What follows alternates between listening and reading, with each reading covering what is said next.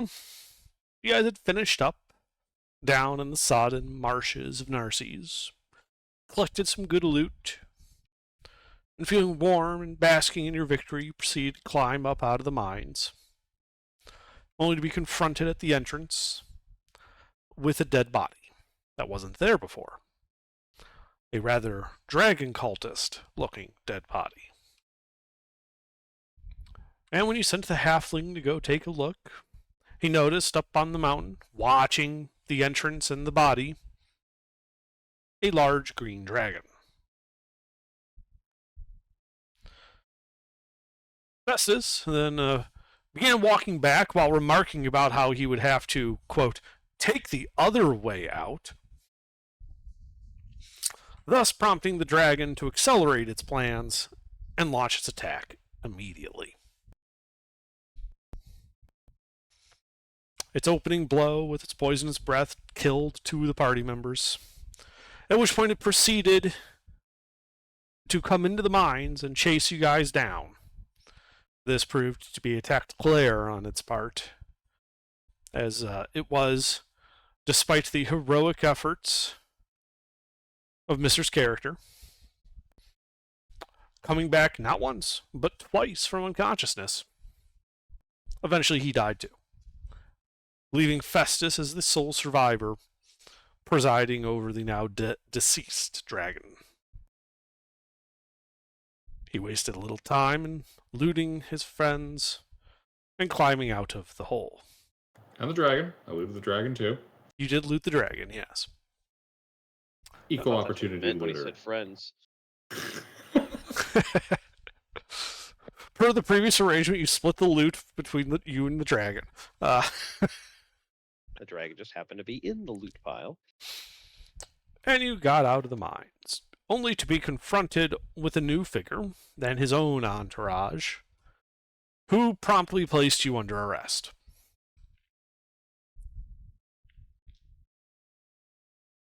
For being associated with some dude who he claims is my party member. Yeah. This kind of under arrest. Is totally different. This kind of under arrest. Indeed. As Caldrus, Aerolith, and Poe began escorting Festus back towards civilization through the marsh. Yes, as they escort me while I take the lead on the survival checks. At crossbow point. Mm-hmm. Now, if I recall, we had left you guys at the village of Misa. You'd gotten yourselves just out of the marsh. Yeah, I had my fallen companions interred. We turned in the quest. Yeah, I kept Corbin's body. Like, he's just preserved. Carrying him on a litter to bring him back for proof of, obviously he's dead. Matches the description, knives match, tattoo on his shoulder. It's got to be the guy.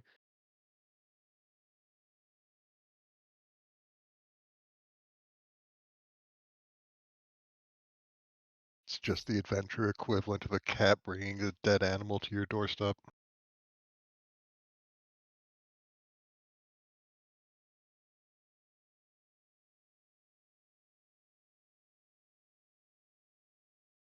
Yeah. Indeed. All right. Yeah, you guys are in the village of Misa. Somebody got a spare horse I can buy off of them? Yeah, there's a couple of riding horses available.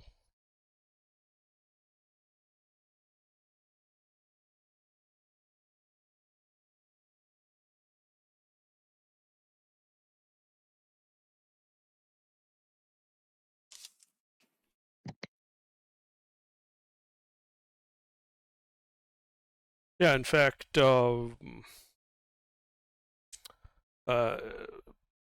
see, we are Valen over at Barton's Provisions. He's able to supply you with the horses that you need. How many did you want? I just wanted one, so I don't have to keep carrying this body on a leader. Okay. I was Yeah. just going to use it as a pack horse, but having a riding horse, paying a little bit more, be beneficial later on. Yeah, he doesn't have like a draft horse or anything. He just has a riding horse. Well, riding horse is more expensive, so. But yeah, I'm Mhm. using it as a draft horse for now, and then I'll use it as a riding horse later. But I got to get this body back as evidence. Sure.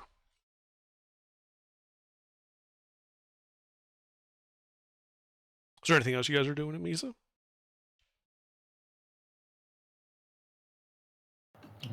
Funeral provisions, turning quests. No, I believe we got all of it done last week.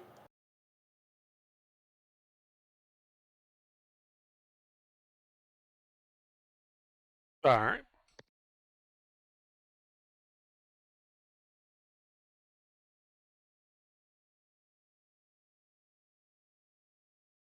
Then am I to understand that you're departing for Ephrata?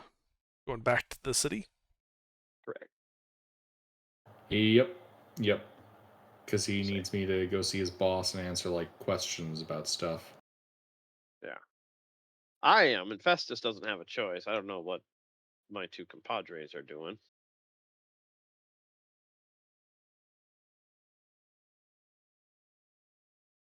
I mean, no one else has told me that they're going to pay me more money to just tag along, so I'm sticking with you.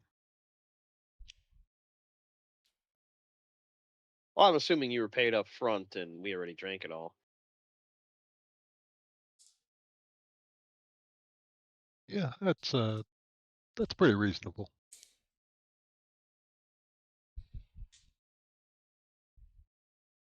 But yep.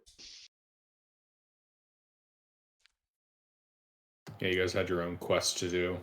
Had to use a lot of that money to bribe some fucking goblin that claims he's seen us.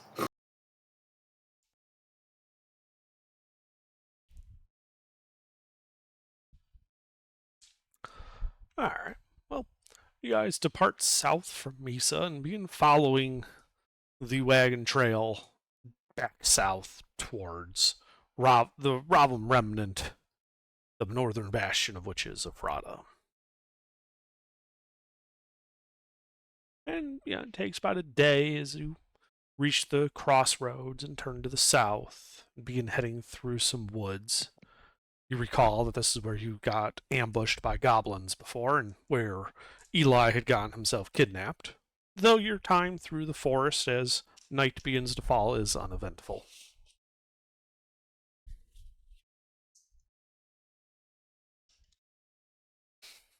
As night comes, are you pressing on or stopping to make camp? We'll make camp. Oh yeah, making camp. All right. Any particular watch order? Yeah, it'd be.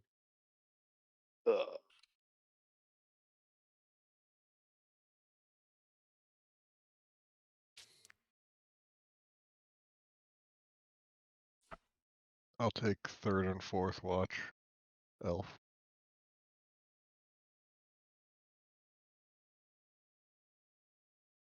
Yeah, we got to babysit the prisoners, so.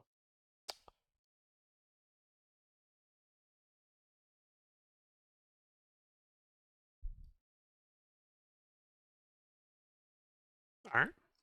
Well, the night passes uneventfully. Morning comes, you've all had a long rest, and you continue on your journey.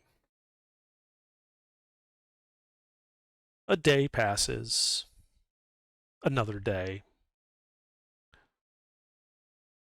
And as Aerolith, what's your passive perception? 22. Okay. So, these past couple of days, as you guys have been traveling near the coast on your way to the crossroads near Raru, you notice that to the northeast, out towards sea, like just every dawn, it seems, like as the sun's rising, you can kind of see the outline of like a sailing ship, just like right at the horizon.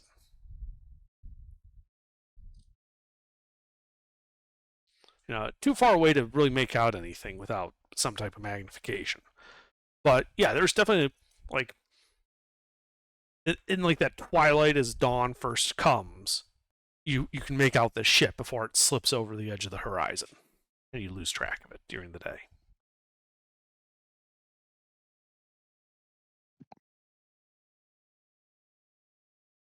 Is there any like known pirate activity in the area here?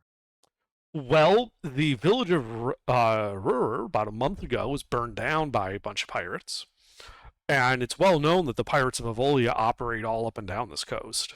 That's kind of like why overland shipment's actually considered safer than sea shipment, because there's pirates in these waters. Uh-huh. Yeah. That's probably not good. Was the ship just the one time I've noticed it, or has it been like a regular thing? It's been 2 days, and both dawns you've seen a ship out there, like right at the horizon. All right. Well, Caldrus, we may have pirate activity out there or some such nonsense. There's been a ship the last couple days off on the horizon. Ooh, same one.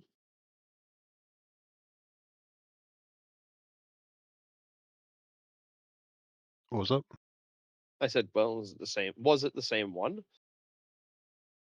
I can't tell them apart this far. Well, it's been like right Just at early sun. morning fishermen in eel-infested waters. It's fine. What did the ship look like? It looked like a boat, but big. That definitely sounds like the one we saw in the distance after that town got sacked.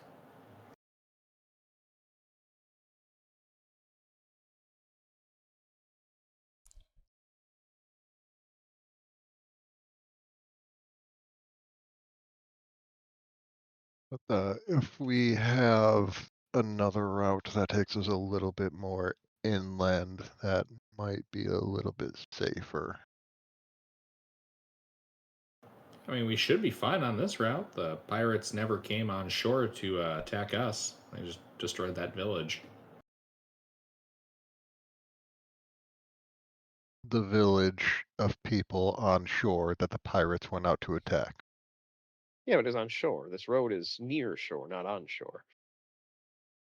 We can just see the water.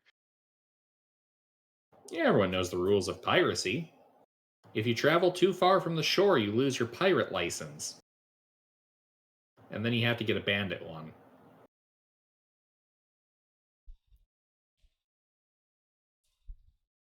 Oh shit, I forgot about that rule. Alright. Yep, it's definitely a real rule and not just some nonsense that Festus believes happens with cities, where you have to have a license and a guild for everything.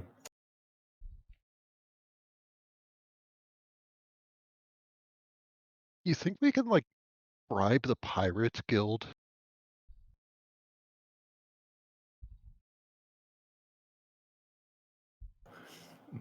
No, I don't think so. Oh shit, there goes that idea. Besides, I think they might be a union. Oh, even worse.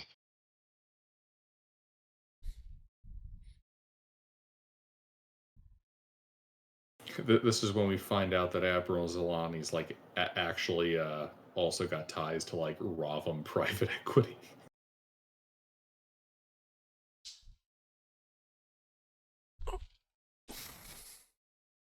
Yeah, Robin doesn't really have like corporate structures like that. You're thinking of the Machiaveria Trading Zone.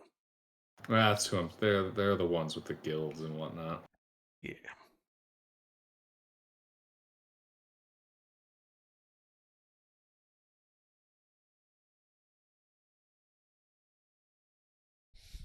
The remnants working on like Roman patrician client stuff, yeah. Economically, yes. Okay, so they're pulling patron client.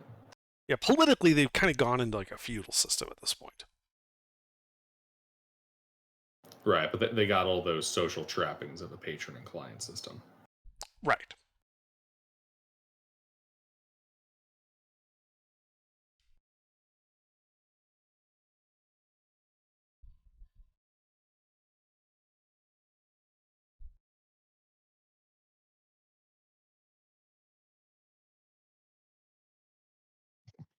Well, back on the road. Mm-hmm. All right. Yeah. Back on the road, half-day journey to the crossroads. To the north, you can see the hollow ruins of Ruru. And as the trail turns to the south, you head towards Ephrata. This, you eventually lose sight of the sea. Night falls, a day and another night and another day. And you find yourselves entering the village of Kachala. And, sorry, I mispronounced that. It was Kukala. And, you pass through this way on your way to Misa, and this is just a simple farming village on the edge of the major wooded area.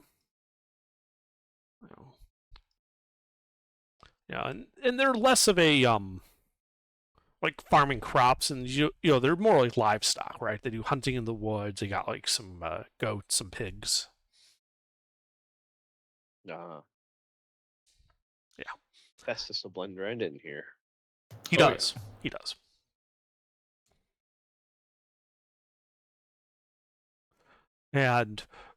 But you do notice that the townsfolk do seem a little bit more on edge right now, and there's talk of, that there's been some banditry. Pirates are apparently raiding the coast. Those are like general rumors that are just flying around. Like when they see you coming from the north, they're like, "Oh yeah. Did you see the pirates? Were there pirates to the north?" Oh yeah, we saw the pirates to the north. They even burned fuck, what was the name of the town? River. Riru or something. Yeah. Yeah, they even burned that town. I saw the ruins myself. Chilling stuff, I tell you what. Yeah, the closed caption is going to have fun with that. That's why it's like it's always fun to say because it's like making motorcycle noises.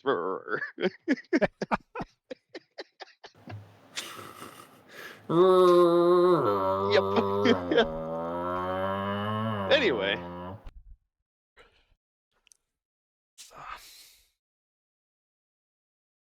Oh no, I don't regret it. Neither do the pirates. Riru. Hmm? Literally the town of motorcycle noises. But your stay in Kukwala is uneventful. They're happy to have you. Yeah, because it means that trade on the road's always good, right? Because it means that that they're not under imminent threat. So they like seeing travelers and all that. Yeah, but now I gotta go and speak to the constabulary. Indeed. As you set out from Kukwala and spend another couple days on the road. Again, uneventful. The weather turning a little bit to the chilly side. But you eventually come to the next village on the leg, which is Chimoli.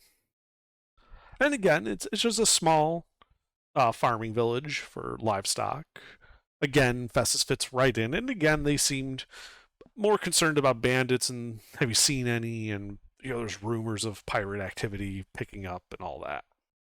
Yeah, Festus will be engaging in the stock and information trade that travelers are want to do.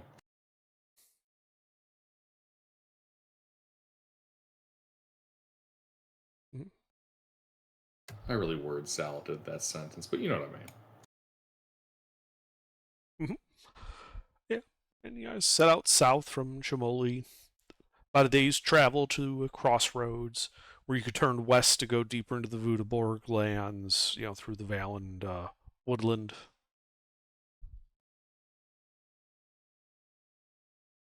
But you know that south about half day is the last crossroads before Ephrata, where it actually, in a crossroads where the trail turns into a actually like cobblestone road.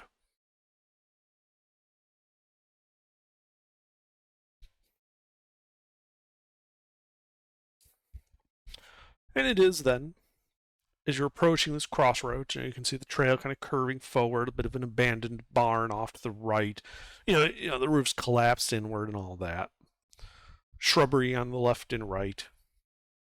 And you can see that the kind of curving nature of the cobblestone road as it goes south. And just the very horizon to the south, you can sort of make out a couple of the taller buildings as like they're peaks of Ephrata. To the east, salty air comes from the sea.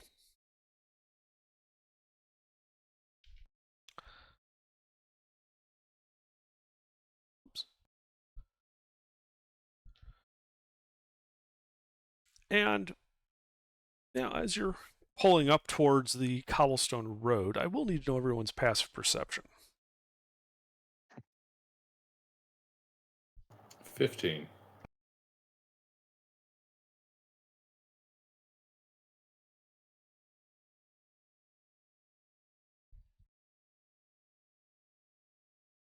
All right, Mister,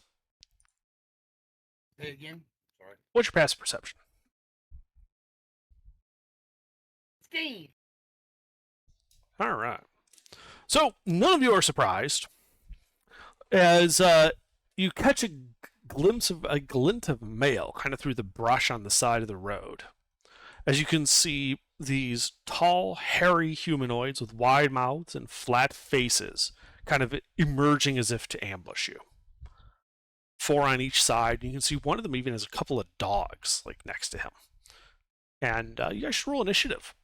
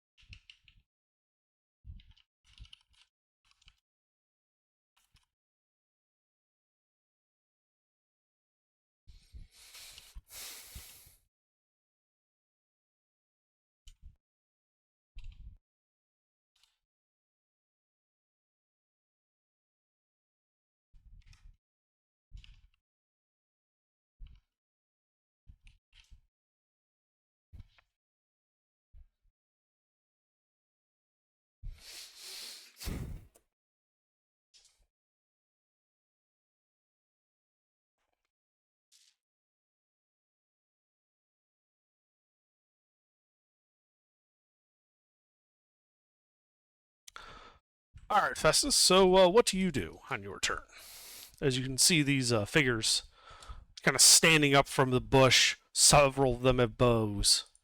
One of them has a long sword, and that's the guy that has a couple of like what look to be like rather menacing-looking dogs next to him. Bugbear? Hobgoblins. Hobgoblins. Yeah, this is the guy with the dogs.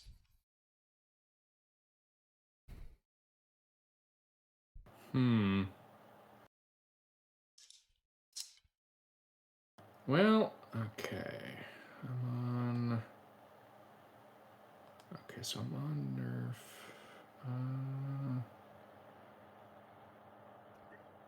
What I'll do then. What's my range to them? So on your left, you've got a trio of archers about 30 feet away. To your right, you have a quartet of archers about 25 feet away. And in front of you, you got this guy. He's about 20 feet in front of the party with his sword out, pointing at you with a couple of dogs. Okay, so a hero unit with Chaos Warhounds and then a bunch of archers on the side. All right. Yeah. Fucking march formation. Nerf and I are gonna start charging the archers on the left flank. Okay, the trio. Yeah, I'm gonna be firing a sling on the way in. Okay. Hunter's mark one of them and fire the sling. Alrighty. Well, roll to hit. That will hit him.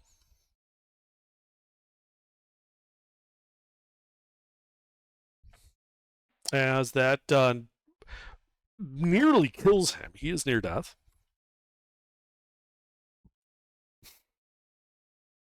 His life is flashing before his eyes. And also, he's got a bad concussion, so it's real trippy. Mm-hmm. All Careful, right. you might unlock soul magic. Indeed. Let's see. And then Nerf has a movement speed of 40 feet.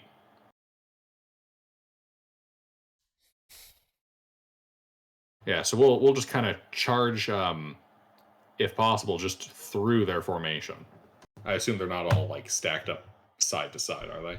No, they're spread out along the road as if to ambush like a convoy along it. Yeah. So yeah, Nerf will just carry us through their lines and out the other side. Okay. How far can you move? 40 feet. Okay. Let's see. Those were the guys that were 30 feet, so that would put you 10 feet beyond them, just so you know. Yep.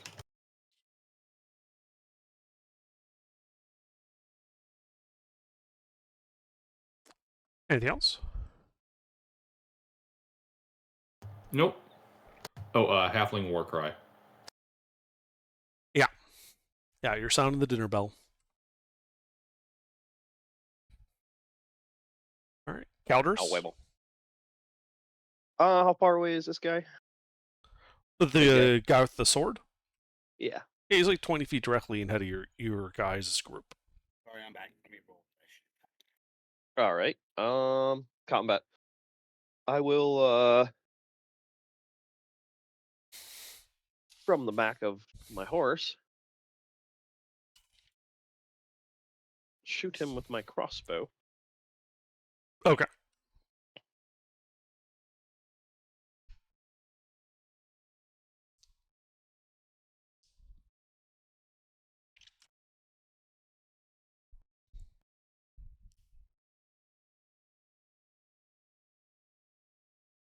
Oh, that's a critical hit.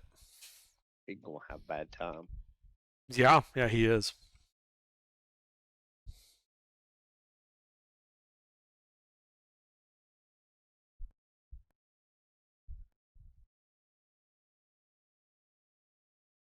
Ooh. So your arrow just hits him like right in the head. His head jerks back. And there's a moment where it looks like he might actually survive it before his body just slowly tilts and falls over backwards.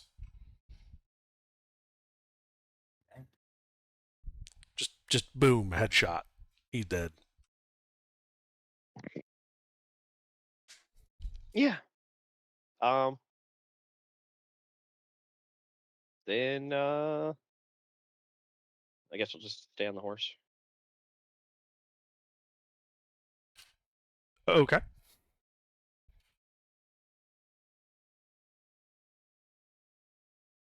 All right, DM2, that is the archers. Well, the near dead archer and the two guys over on that flank fest are always going to turn and shoot at you with their longbows.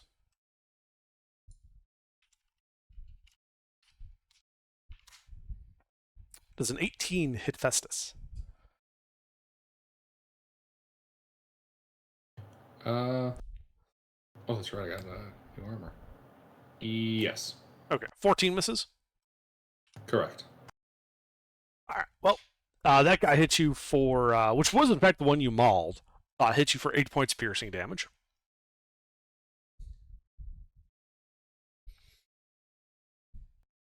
The remaining 4 are going to split their fire, 2 shooting at Caldris and the other 2 shooting at Aerolith.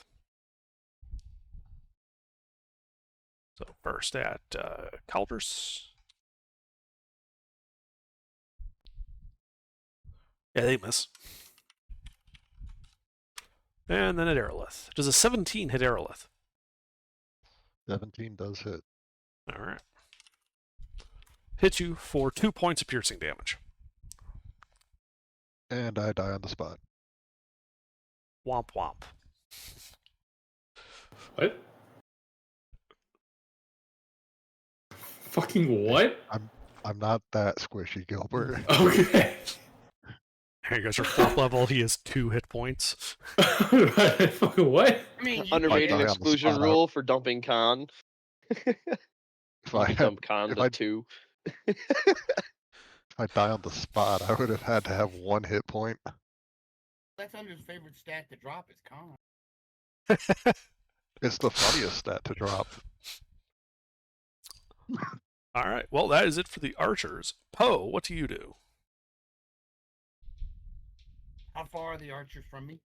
So the line of archers to your west, which has 4 of them, is about 25 feet away. The line of 3 archers to the east is about 30 feet away from you.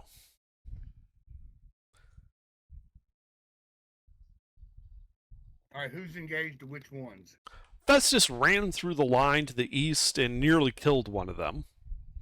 Caldris instead shot the boss man that was in front. So, now you've only got people on your left and right, plus the dogs. All right, so if a couple of us went, so if Festus went left, I'll go right. Okay, he went east. Yeah, so that'd be left, and then you can go right to the west. Sure. Okay, then I'll go right. Yeah, I'll All go right and engage the first one I can get to. Yeah, you can just run right into the middle of them, getting into melee with one of them. They're spread out a little bit because you were planning to hit like merchant convoys and stuff. So yeah, I'm you're in going to- melee with him. He's got a longbow. What do you do? I am going to attack. With what? I'm going to attack with my claws. Okay. Mortal claws.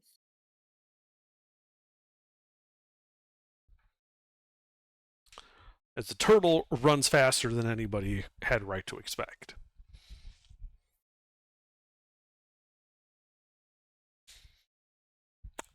That, however, does not pierce their chainmail armor. Okay, so I can bonus action attack because I am a war priest, and since I use my attack, I can make a weapon attack, and my claws count as weapons. 'Cause Uh-huh. they're claws. Is that what you're doing? Yes. All right, do it.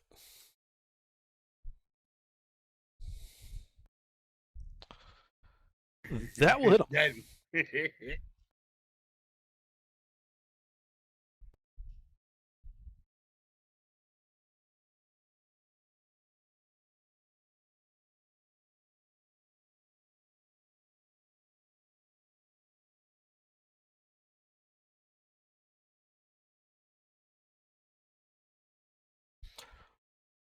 All right, well, 6 that, points of slashing damage, yep, that bloodies him.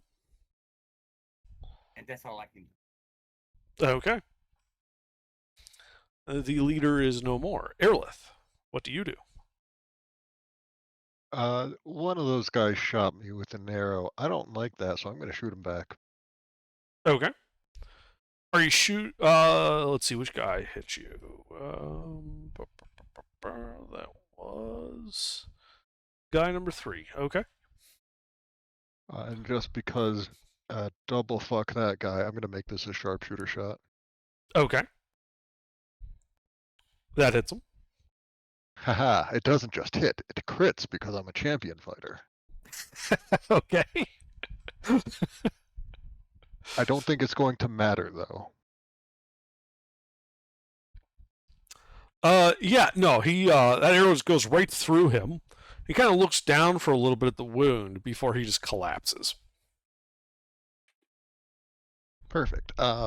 Is there someone in melee with the is there a hobgoblin that stands out as like a leader or just a bigger asshole than the Yes, others? there was the guy with the sword that was directly ahead of you that had the two dogs next to him. Caldrus's opening shot just shot him in the head, and he's dead. Ah, perfect. All right, that's it for me then. Okay. The dogs. What is that dog doing? Well, the dogs charge forward, heading right for you, Caldrus. And as they're coming forward, you notice like a red glow coming from their mouth, and like it looks almost like steam wafting out of it.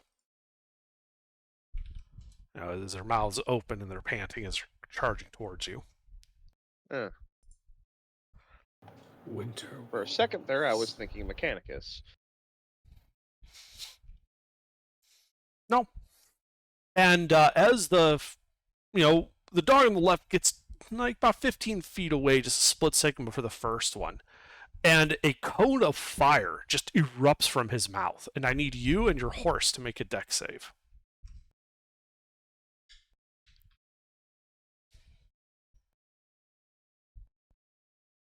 Right. Let me.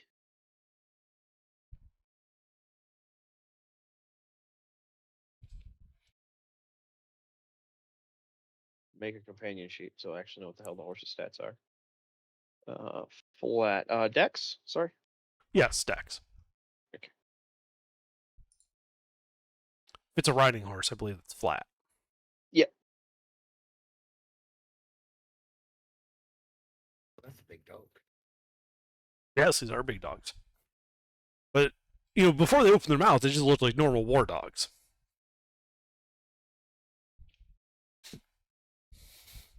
You both failed. Yep. And take 21 points of fire damage. Yow! As a sulfurous smell just sort of engulfs the entire area.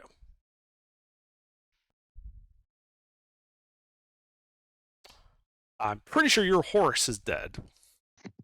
Well, 13, so. Yes. So the horse is now glue.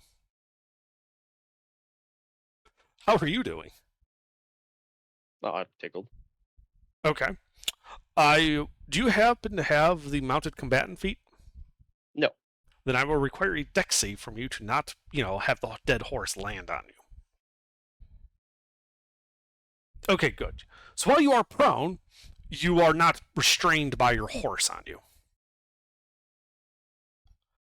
As the dogs move in, and the one that didn't flamethrower goes to bite you.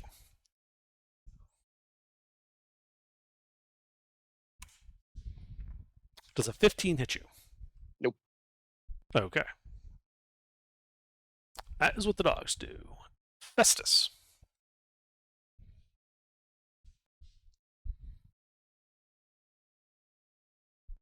All right. How many dogs are there? 2. Distance to them? Let's see. You went 10 feet past those guys to the east, so that would put them about 45 feet from you. All right, so I gotta kill this one guy first. No one's in melee with you at the moment. Yeah, but I need the hunter's mark, so I'm gonna kill the heavily injured archer Okay, how you doing that? with the sling bullet. All right, roll to hit. You missed. All right. We're gonna go with a horse archer strafing pattern on these guys. You get the kind of thing I'm doing. Yeah. So you're just moving parallel along their line? Yeah. Okay. I assume you're going a little more south to get a little bit closer to the dogs versus north away from them? Correct. Okay. Yep. Let's see, so you got 40 feet of movement? Mm-hmm. So that would put you around the end of their line, kind of heading towards the barn, where, if you wanted to, you could, next turn, because you spent your 40 feet of movement, you'd be able to hook around and hit the dogs from behind, if you wanted to. Gotcha. That is the idea. Okay. Anything else on your turn? Nope. All right, Caldrus, you are prone on the ground. Two snarling dogs are attacking you. You can feel the heat wafting off of them, and you can smell the sulfurous odor of their fire. All right. Well, movement, stand up. Yep. Can I heal my horse? Say again? Can I heal my horse? I have Your horse magical is- healing. Your horse is dead.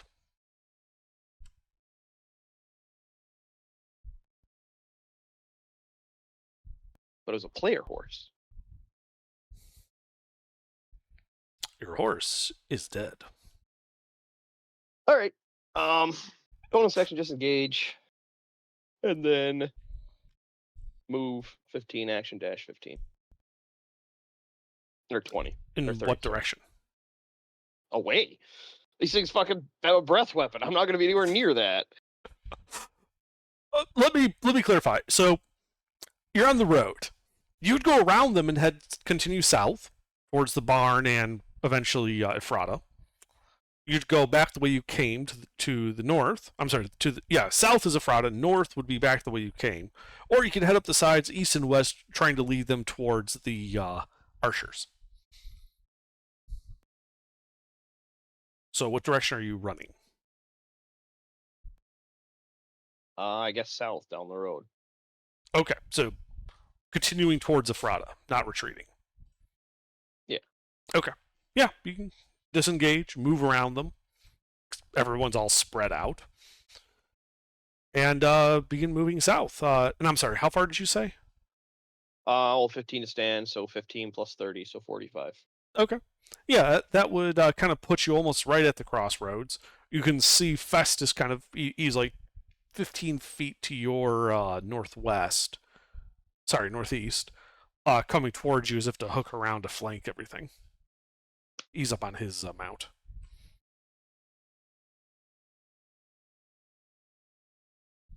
Anything else?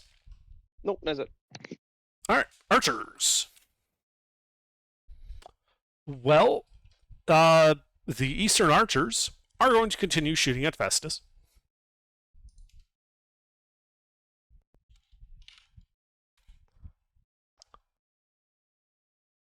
I believe it's just one hit. For 2 points of piercing damage. Again, the guy that's nearly dead is the one who hit you. That's why I tried to kill him first.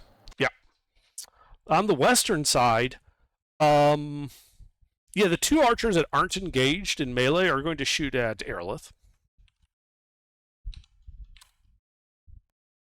Looks like one of them crit you back.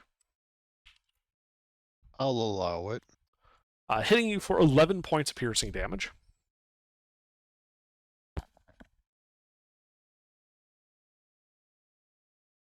All right.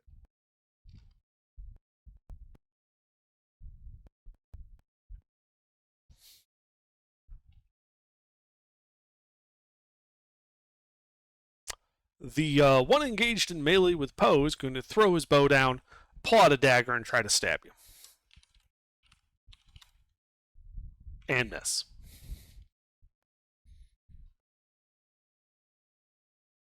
All right, Poe.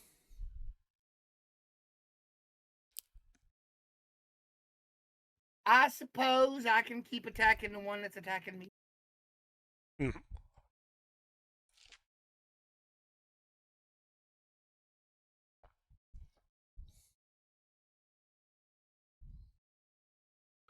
That hits him. 7 points of slashing damage. He dies. I'm gonna move forward to the next one. Sideways. So are you... So you have to go sideways. You can either go south and towards the one that's kind of more isolated from everyone else. I'm sorry, north towards the one that's isolated towards everyone else. Or south towards the one that's in the same direction that Festus and Caldrus are moving. Do you want to go north or south? I'm gonna go north. I don't want to go the same way that Caldrus and Okay. Festus are moving because they're taking that side out. I'm taking this side out. Gotcha. I'm gonna move to the next one. All right, yeah. You can run into melee with the next one.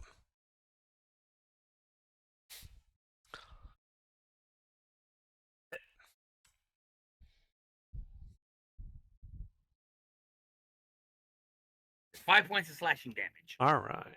Not this one you managed to not bloody in one blow. Okay, that's all I got. All right. Let's see. Boss is dead. Aerolith. I'm going to shoot the guy that shot me. Fair. Sharpshooter shot because double fuck him too. Hit.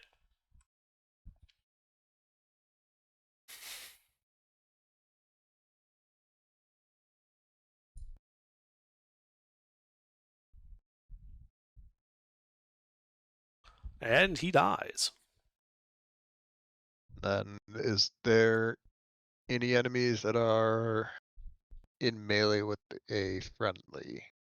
Yes, on the western side, the Poe is in melee with the last guy on that western side.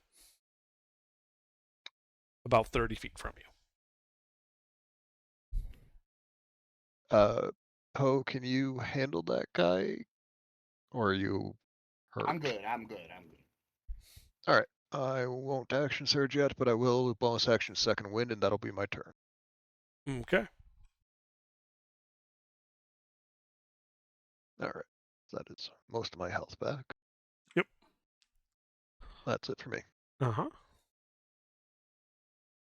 And the dogs. Let's see. What do the dogs do? Yeah, they continue on. As they, burn Caldrus, bite at him, he dodges out of the way, moving south. They continue running up the line. And as they get closer, one of them is to breathe a cone of fire at Aerolith. I have to roll for the recharge of the one. Oops. D6. So I need a dex save from Aerolith, and if I believe you're on a horse as well, your horse. I did not know I had a horse. I thought everyone had a horse. I only got the one horse. We didn't have any horses before that. Okay, never mind then, just you.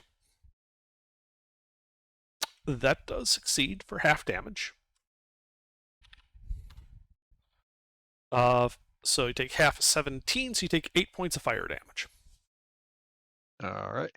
As they run into melee with you, and the one that didn't breathe fire tries to bite you. Alright.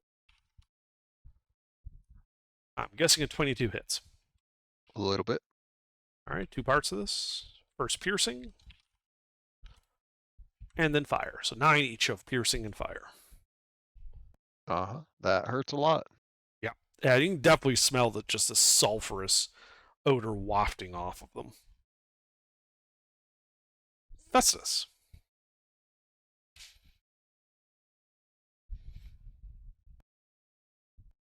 Alright. Range to that son bitch. The one that you've been trying to kill? Yeah. Let's see, you ran along the line, he's still there. That would be about 15 feet. Pew. Rolled it.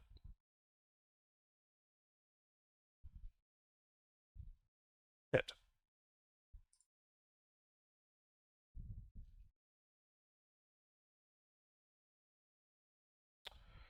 And he dies. Nearest dog? That would be they're both about the same from you. They're attacking Aerolith at the moment, which would put them about 40 feet from you. Alright. Hunter's Mark? Transfer that over. And then begin circling target. At what range? Maintaining. Okay. So yeah, you just move crossing the road, heading into the west side, circling the dogs, keeping about 40 feet from them.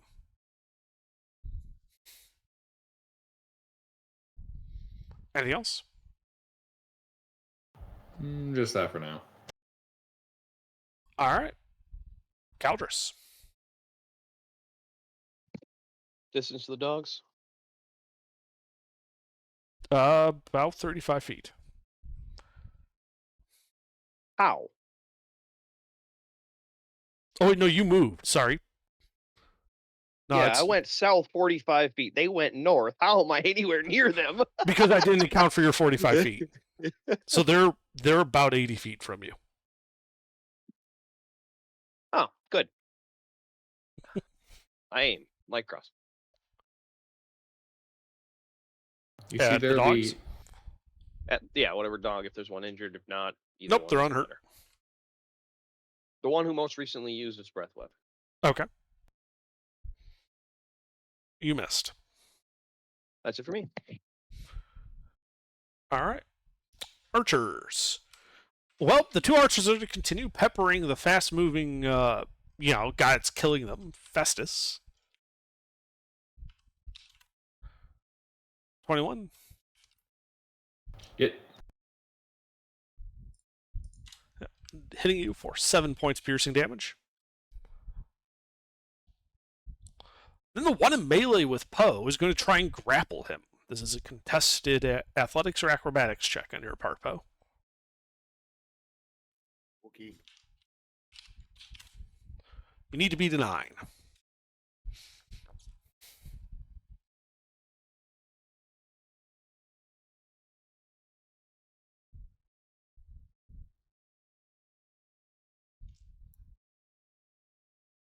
All right. And was that strength or dex?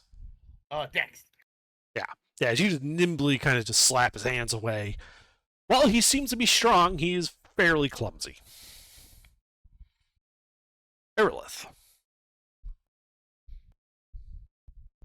I am going to pull out my short sword and stab one of these Chaos Warhound. Okay. Roll to hit. You hit. Number. All right, that injures him. Anything But else? not bloodied. No, not bloodied. All right. That means I'm in danger. I'm going to action surge and dodge. Okay. Anything else? I don't think I have it. I do not have anything else. That's it for me. All right. Yeah, I'm super fucked up after the what was it, like 28 damage last round. Dogs. Well, the dogs lacking their flame, but just continue trying to maul you. So let's see, flat rolls then. 20 hit you? I'm guessing Yep. the 12 misses. Yep. All right. As he bites you again, 21 points of piercing and fire damage. That knocks me out. Okay. Well, fortunately, that was the second one, so there's nothing to worry about there. Let's see. Festus, it is your turn. Ranges? So, from your current position to the two dogs and Aerolith is about 60 feet. To the two archers on the eastern flank is about 60 feet. The archer on the western flank that's in melee with Poe is about 35 feet away. All right, so we're going to start pulling towards the hounds, the one that I've marked. Okay. How many feet to get with it? By the that's 30 feet. So move up to 30 feet and hit it with a sling. Okay. Yeah, you can do that. Just charge north along the road. Hit. I assume you're going for the wounded one? Yeah, I have the one that's hunter's marked. Yeah. Okay.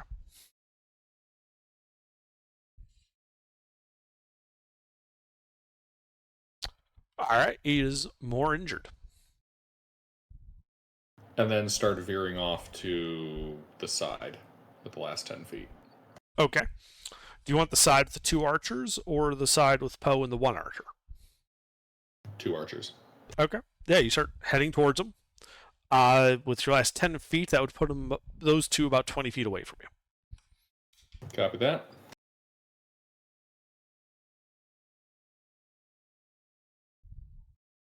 All right, Counters. Where's the feet? All right. All right. Any of the dogs injured, or are they both Yes. the same still? No, one's injured. Okay, injured one then. Hit.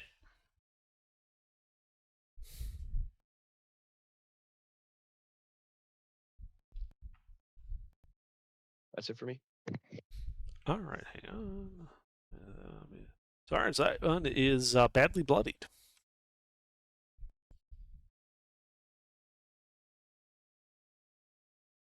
And you said that was it for you? Let's see. Archers. Well, the two that Fest is now charging towards are going to shoot at him.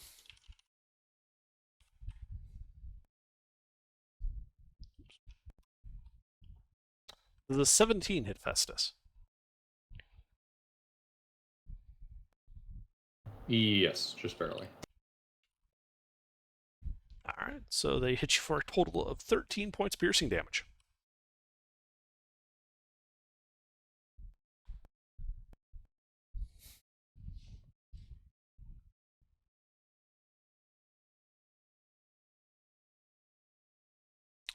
And then we got the other archer. He's just going to try to stab Poe. Does a 19 hit Poe? Yes. All right, he stabs you for 3 points of piercing damage. And Poe, it is your turn.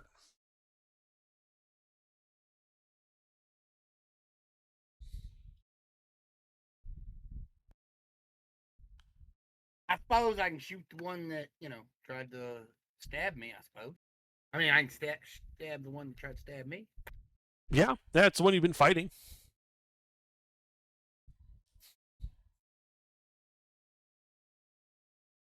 Hit.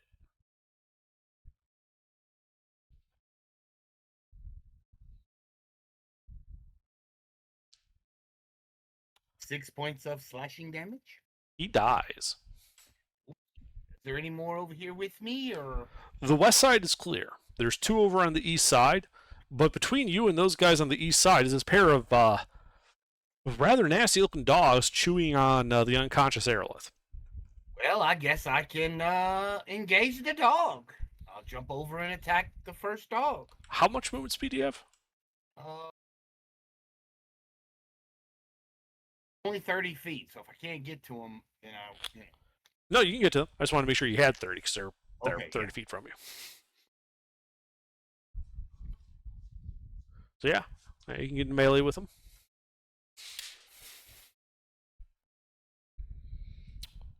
I But miss. You missed. Yeah, okay, that's it. All right, Aerolith, death save, please.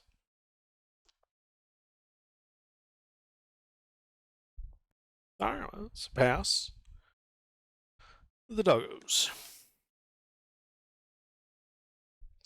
Oh, good. One recharges breath weapon. So he's immediately just going to let it rip. And I need a deck save from Poe and Aerolith. You need a deck save from Poe. Yes, well, you just automatically fail it. I'm just letting you know you're part of this.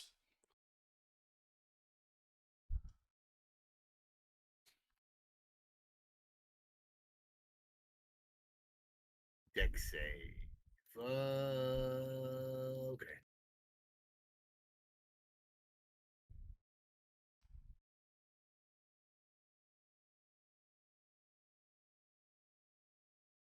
All right, well, Poe, you pass for half damage.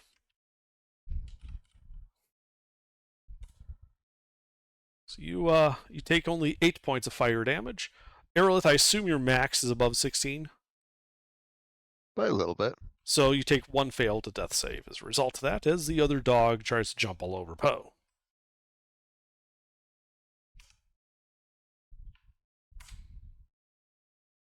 Oh no.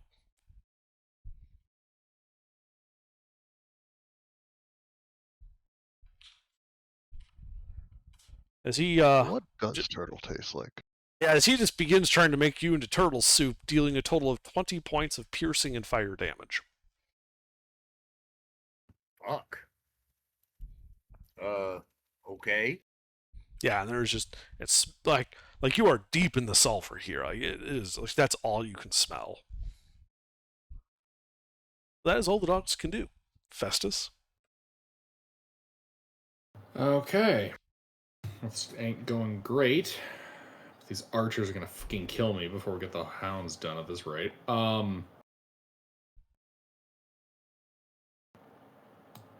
Yeah. Nerf is gonna charge and maul one of the guys we're charging right at.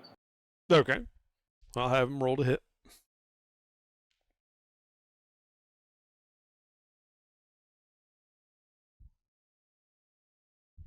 That will hit him.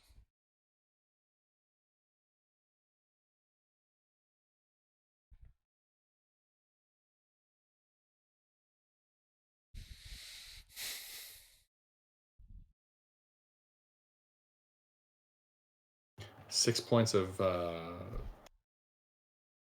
slashing damage as Okay. he gets him with the paws, and I need a strength save versus being knocked prone. All right. That bloodies him.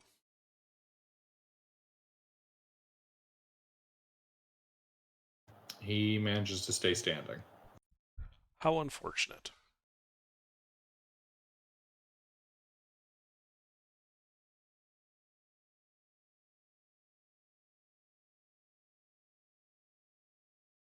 Anything else in your turn? Nope. All right. Calders. Dogs move. Nope. Poe moved to engage him over airless body, so they're fighting him right over there.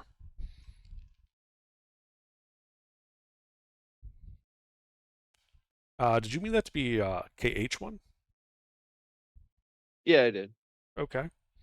14 hit. 14. Oh, wait, let me check. Nope. Sorry. That does not hit. Oh, and no change. That's it Alright. for me. All right. Let's see. Archers. Well, the one archer is going to just turn and shoot Festus from the side. He misses. The one that got hit by your, what is it, a badger? Yeah. Yeah, he's just going to pull out a dagger and just try to stab your badger. There's a 15 hit, I forget what you named him. That just barely hits Nerf. He stabs Nerf for 4 points of piercing damage.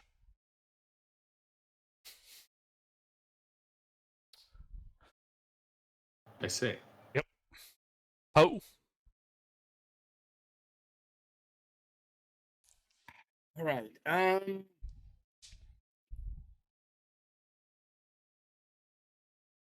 Let's see here.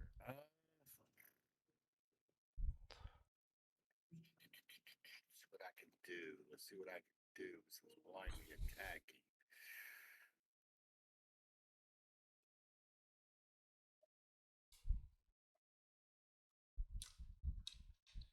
Okay. Okay.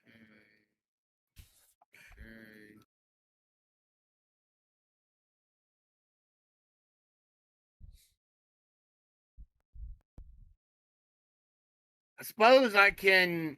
Fuck, but I'm almost dead. If I heal him, I can't get away. Fuck. I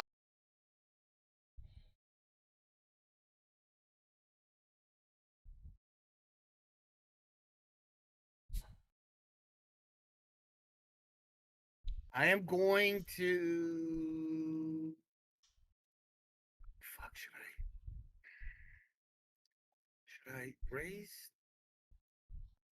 Slither?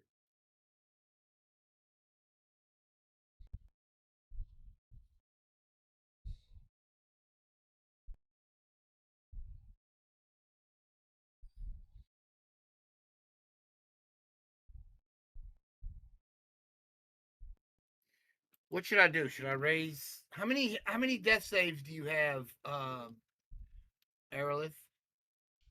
One of each. Okay. Okay, so I can wait one turn. I should heal myself first. Didn't think it's a breath weapon. Fuck.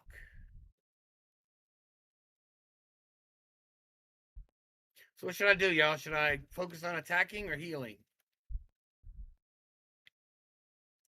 Gilbert. I'd say get sleuth up. All right. Let's see. Yeah, I'm gonna spend a second level to get sleuth up.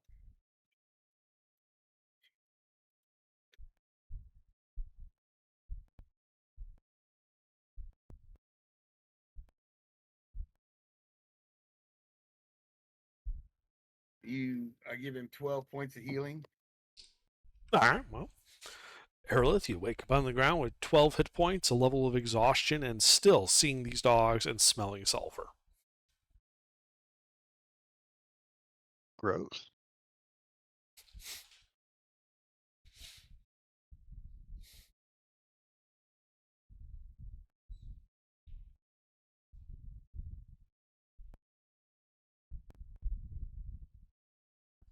Anything else in your turn, Poe? No, that's all I got. All right, Aerolith, what do you do? I'm going to stand up and beat the shit out of that wounded dog. Okay, as you start beating the dogs, roll to hit. Short sword is a +7. Mm-hmm. You missed. Mm-hmm. Fuck. That's it. All right, dogs. Okay, no fire breath. Let's see. I think that the wounded one is going to return the favor, Aerolith, and just jump you. It shall fail Is it miserably. 19 hit Aerolith? A little bit. All right, dealing a total of 12 points of piercing and fire damage. Hey. The other Nap dog, time. Unconscious, isn't he? Yeah, nap yeah. time again. As the other dog jumps Poe.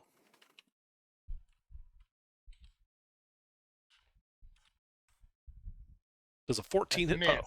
All That's a right, miss. Festus.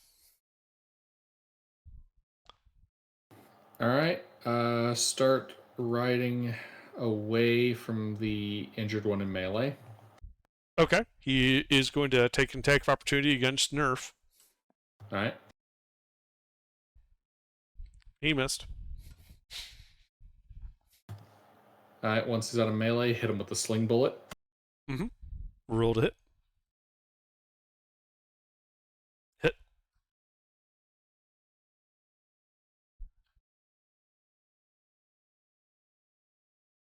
He's dead. And then ride right up to the last archer. Mm-hmm.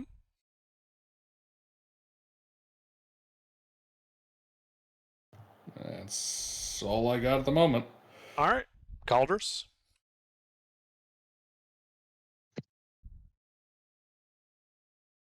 Dead dog?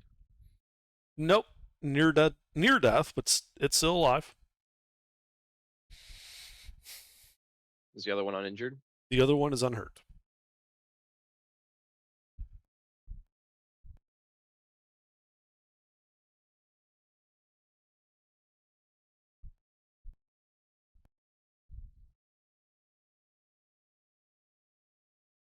Shoot the injured one.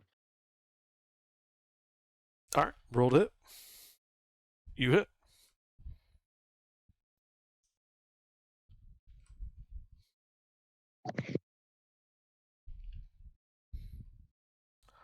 So you guys see Calder shoot it. It then bursts into flames and burns away to cinder.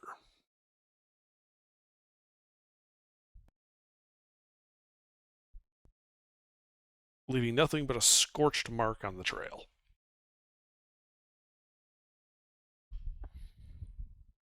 Anything else in your turn, Calders?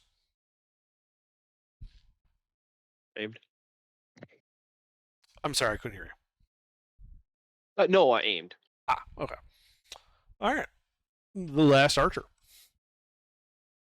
He's gonna get creative. He's gonna try to grapple Nerf.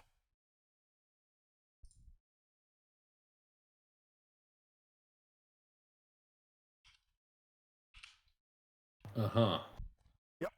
So Nerf can defend himself with that strength athletics or dexterity acrobatics. He must beat a 2.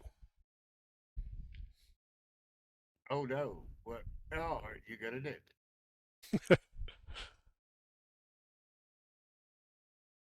Okay, 1 second. Better use every trick you can pull, man. Wow! Literally cannot fail that. Yeah. Well, that's he only gets 1 attack, so that's it for him. Poe, your turn. One of the dogs is still- dead. All right, there's still. Aerolith is available back on the movement. ground. I think this time I'm gonna hit a dog. Okay.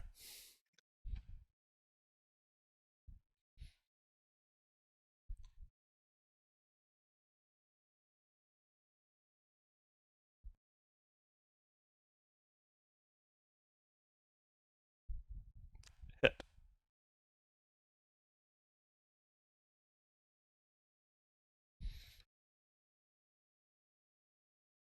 Six points of slashing damage, Yeah, let's see it hurt him. and as a bonus action, I'm gonna hit him again. Okay. Roll to hit.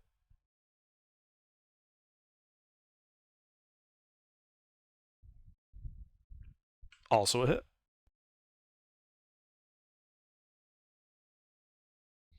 Six more points of slashing damage. Well, he's injured by about the same amount again. Still not bloodied. All right, that's all I can do. All right. Aerolith, death save, please.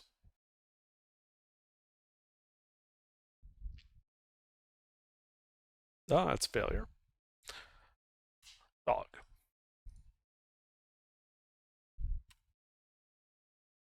Oh, good. As the dog just faces Poe and has opened its mouth and whoosh. Fortunately, this dog, because of where the relative positions are, this won't hit Aerolith. So, Poe, I just need a dex save from you.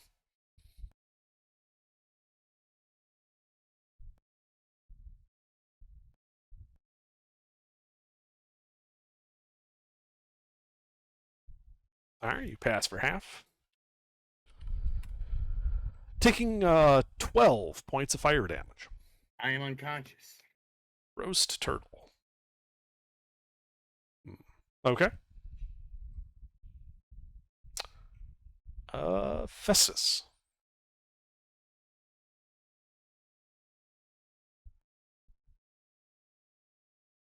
All right.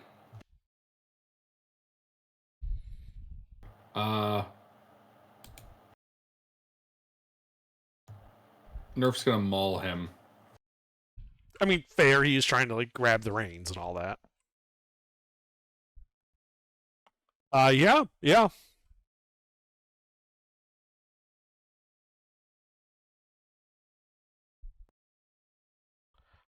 As Nerf tears him to shreds. He's very dead.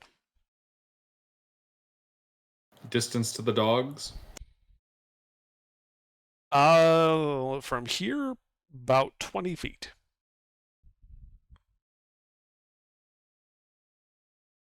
And just one dog. The other one poofed. Begin circling. Keeping 20 feet distant. Moving out to 30. Okay. So are you heading to the south to get closer to Caldrus, or are you moving north to kind of put the dog between you and Caldrus? Between me and Caldrus. Okay. Anything else? Nope.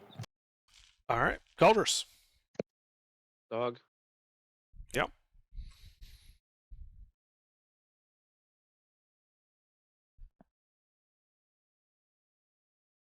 That hits.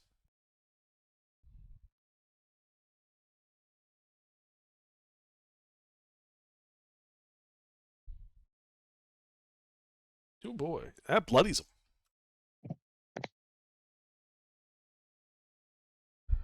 Anything else? Nope. All right. Poe, death save.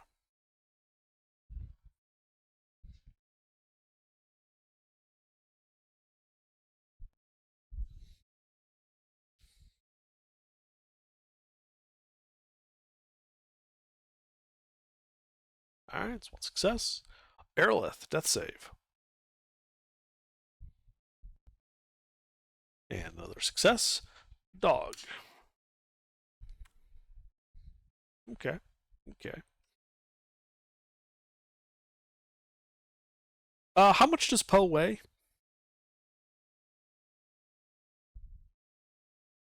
I don't know. He's a 6-foot turtle. I don't know. So probably bigger than the elf. Yeah. Okay. So He's got Festus, the shell. It's awkward. yeah, but Festus, you see the dog grab Poe by his ankle and his mouth, and let's see here between the two. So it's going to run east, going 25 feet into the field, dragging behind as if trying to get away with its meal. Just dragging the turtle through the field. I see. Your turn, Festus. Well, I intend to pursue it. Riding Okay. along the side. Hunter's mark, sling. All right. Yeah, you're able to keep 30 feet from it. Miss. All right.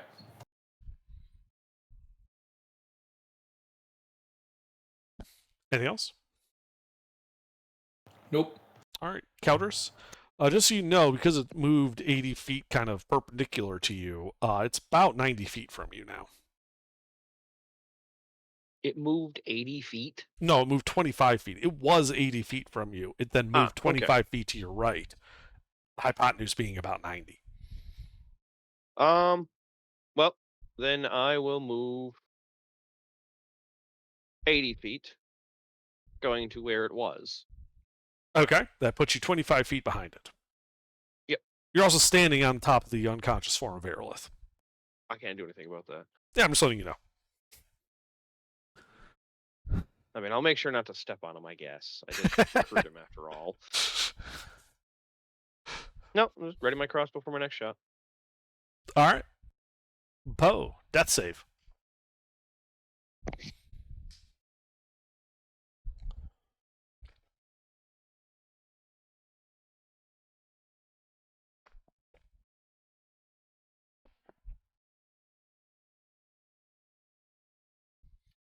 That's a second success. Aerolith, death save. A second success. Dog. Alright, the dog's had just about enough of this Festus.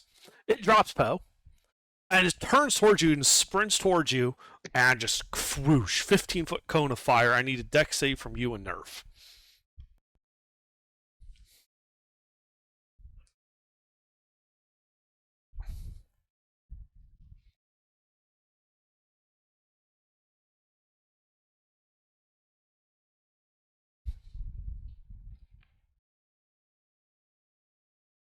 Oh, well, good. You both pass for half damage.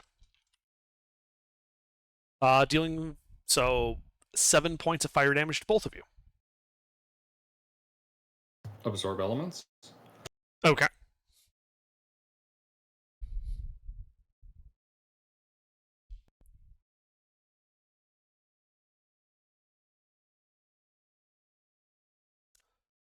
Anything else? It continues. No, it's gonna get into melee. It's in melee with you and Nerf. That is all. How fucked up is it? It is bloodied. And it's your turn. All right. Melee, I span at the sling and I cudgel it over the head. All right, roll to hit.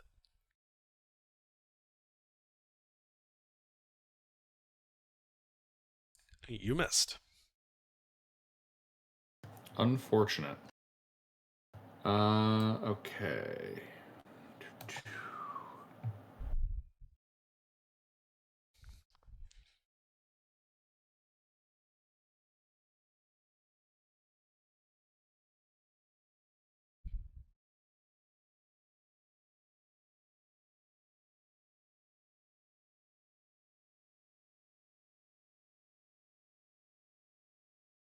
Wait, hold on. Have I been using this wrong the whole time? Just 1 second. I gotta clarify the full rule. Sure. What rule?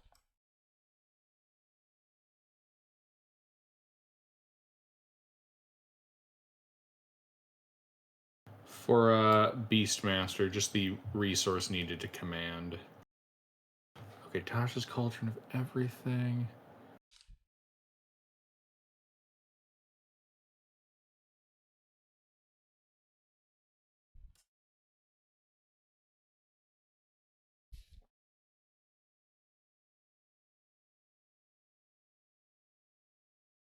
You can verbally command it Okay. to move, requiring nothing, but it takes an action to command it to attack, dash, disengage, or help.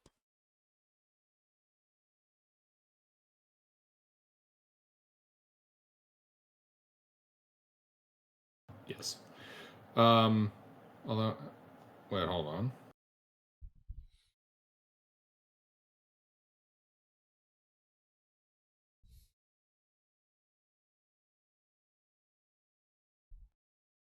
The fuck is that? But can only take the dodge action on its own unless you take a bonus action on your turn to command it to take a different action. That action can only be in its stat block or some other action. The fuck? So I don't any see action. that. I don't see that. Where are you Oh, seeing that? I'm looking at the 5e tools primal companion, Tasha's Cauldron. I think it's one of the things that Tasha added as an optional rule. I'll snip.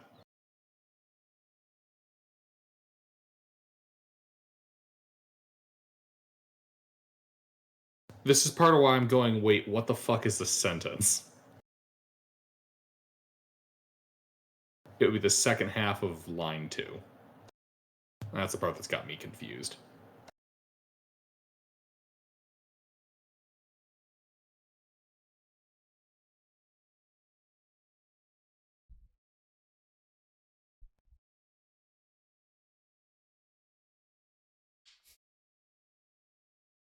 It's Tasha's page 61.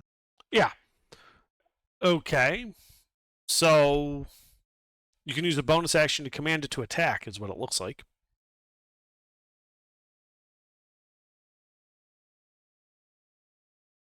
But it also says I have to sacrifice the attack, like my own attack, when I use the. No. You can also sacrifice one of your attacks when you take the attack action to have the beast take its attack action, thus saving your bonus action. I have been misreading that. Okay, that explains that middle sentence of wording. I've been thinking I had to trade. Okay. And it does.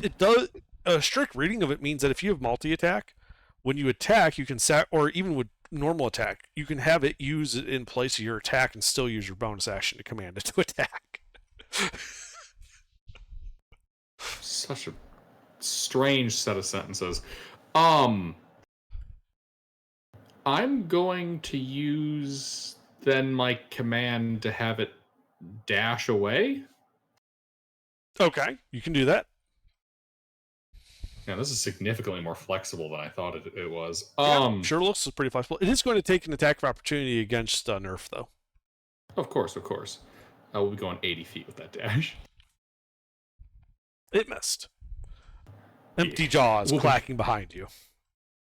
As the giant badger fucking scurries off. Yeah, which way are you going? We're going to try to lead him out. Okay. Away from the party. So that would be more east. All right. Okay, yeah. So you start running across the field to the east, trying to kite him away. Anything else? Yeah. We'll be sitting backwards on the saddle. spinning up the sling for the next attack. That's the end of my turn. All right, Calders, Distance? 30 feet.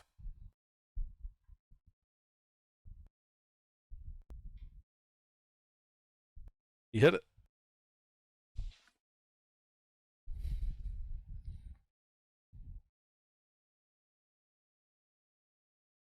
Oh, man.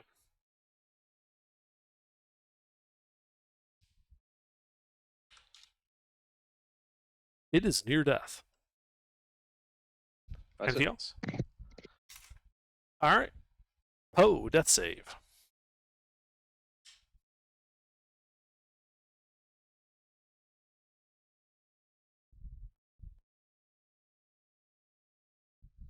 All right.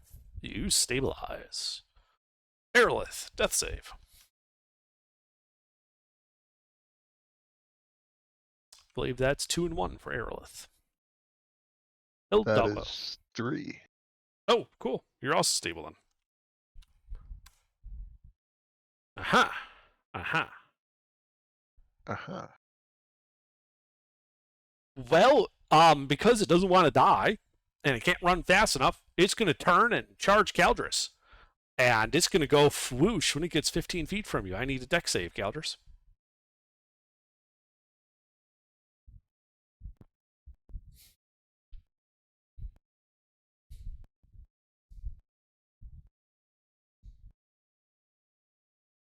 All right, you pass for half.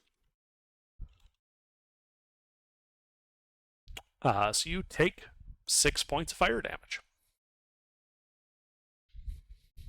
as it runs into melee with you. Festus. I see. 40 feet back. Okay. Hang on. It was. That would put you 70 feet from it.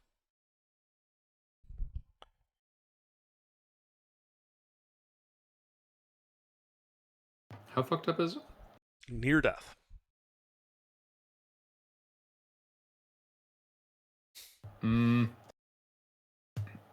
Okay, bonus action, have this thing, have nerf dash.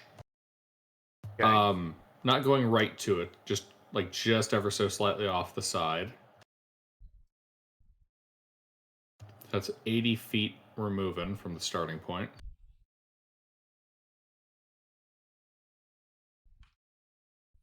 All right, so you could get, if you go straight towards it, you'd be 30 feet from it. Oh, we'll go with that then. Okay. So yeah, just beeline straight towards it.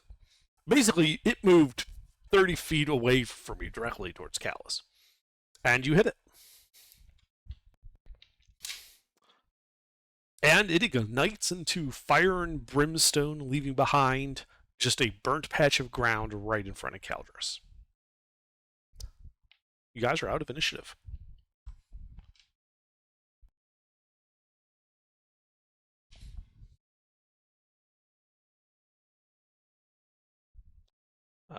Aerolith and Poe should roll d4s.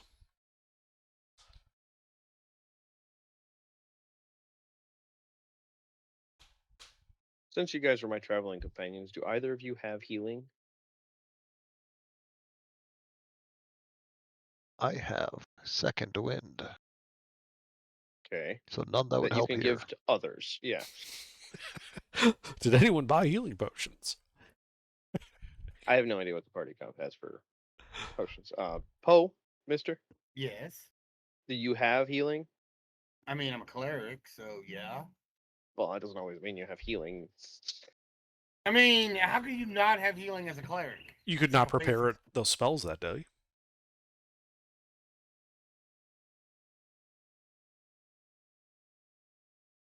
But, I built clerics that don't prepare healing. but why play a cleric if you're not going to be the healer? Because I dipped into knowledge domain just to get the proficiencies and expertise. Just because you're a cleric doesn't mean you have healing. That's why I asked.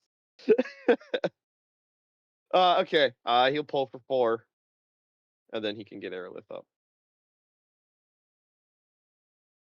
How do you heal them? Fallen Azamar. Healing Hands as an action. Once per long rest, I can touch to heal for my Oh, level okay. in HP. Just been a long time since I've read that stat block, so okay. Yeah. Well, I'm looking at the 5e tools, and it also says Light Bear. You know, the light cantrip, but on the sheet, it's not automating. I can make a spell list. Huh. Yeah. So I'm not sure, but it's from Volo, so it's not anything new that modified it. I'll be back. My son's stuck in my teeth. It's bothering the shit out of me. Well, whatever. You have the light Regardless, yeah, I cantrip. heal. You do have the light cantrip. I don't know why the sheet's not telling you. Yeah, and then third level, I also have. It's Necrotic Shroud. I've never seen this before.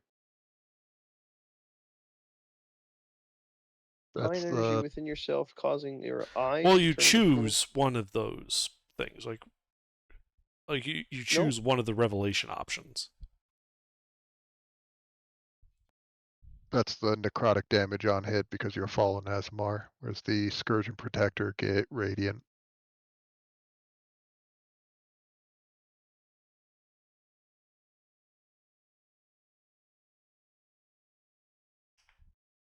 All right. Well, either way, so Poe, you wake up with the level of exhaustion and 4 hit points. Ah.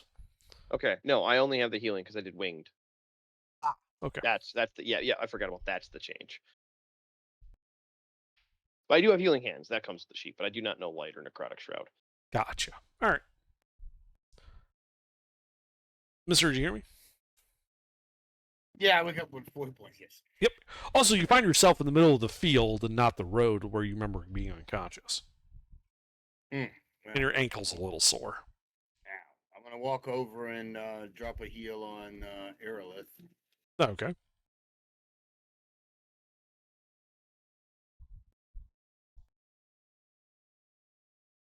Healing it for 9.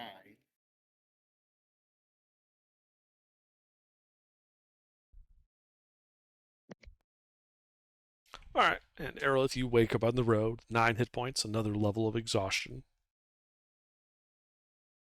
No, I think I'm a cat person now.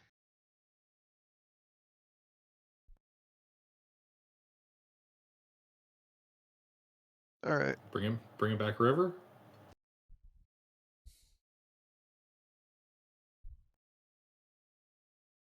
Me, not yet.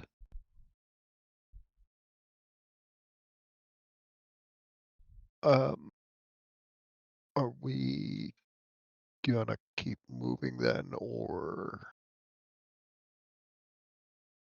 I could really use a nap if we're not in any huge rush. Well, it's about midday, and you're about a half day out of Ephrata. I'd say travel and not waste time. Quick nap, Well, hour. then we'd have to travel into dark. Better to get to town and just get a long rest. What are the chances there'll be a second ambush? Oh yeah, I loot the corpses. Okay. So, from that, they had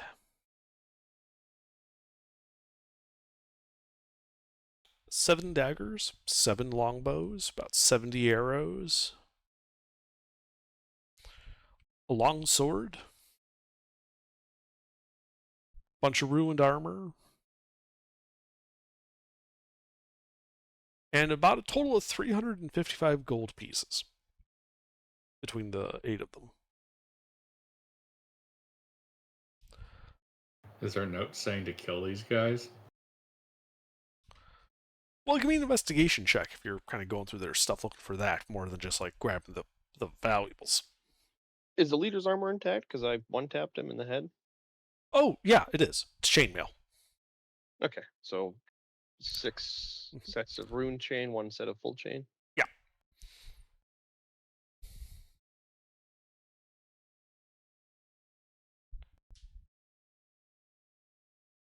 I can help with that. I was already going through it, and I do have proficiency with investigation today.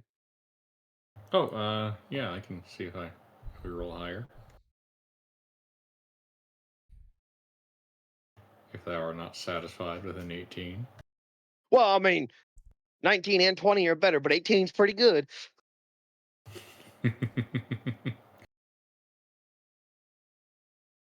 Yeah, let's check. Waste not. I think we'll stick with 18. Okay. Yeah, yeah. To get all that under. No. What?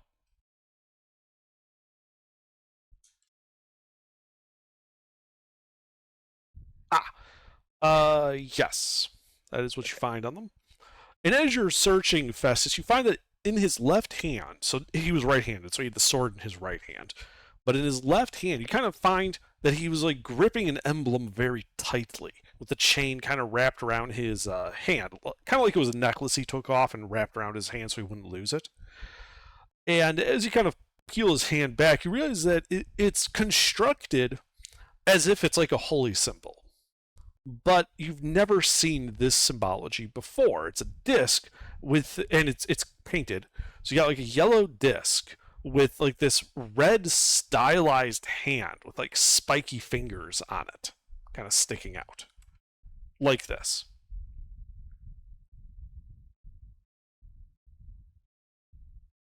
Hmm.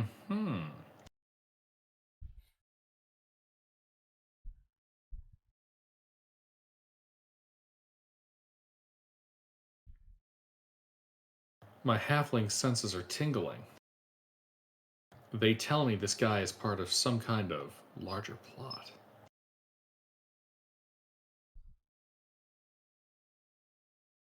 No.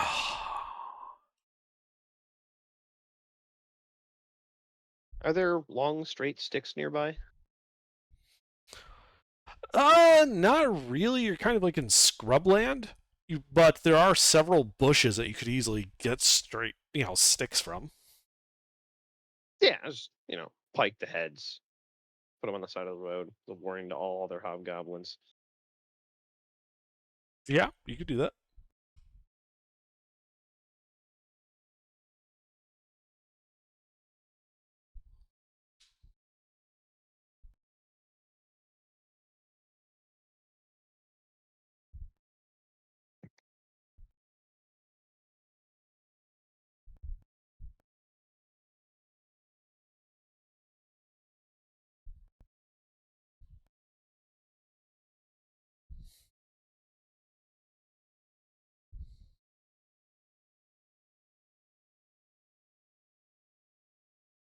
Well, I go pull off my saddle and my charge.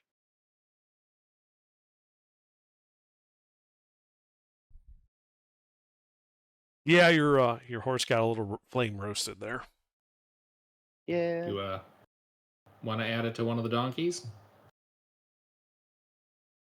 Sure.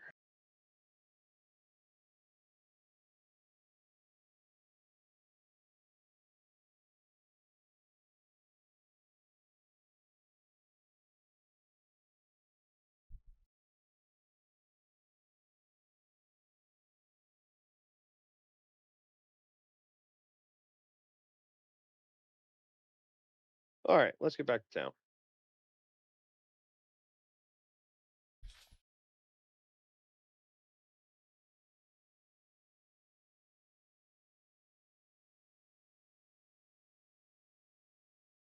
And how? Okay. So you continue south along the road. It turns onto the cobblestone road, which runs south towards Ephrata. And as the sun gets low at the horizon, the shadows get long, twilight is upon you. You approach the gated walls of Ephrata and meandering your way through the slums. You notice that the slums don't appear as populous. Not that the structures are gone, but that there's less people out and about.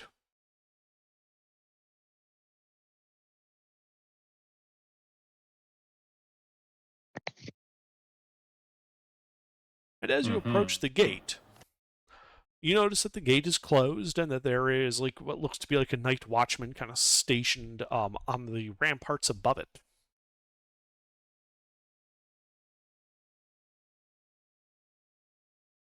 And he calls out to you, who goes there?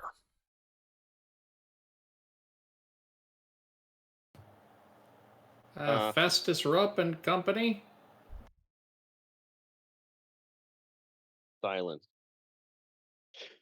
What would I actually respond as? I don't know, what name were you using in town when you were here? Well, I'm Caldus Rook, and I operate under the Empire as a military individual. Right, so you'd probably just identify yourself by your name. You don't have a rank because you're not part of the military or anything.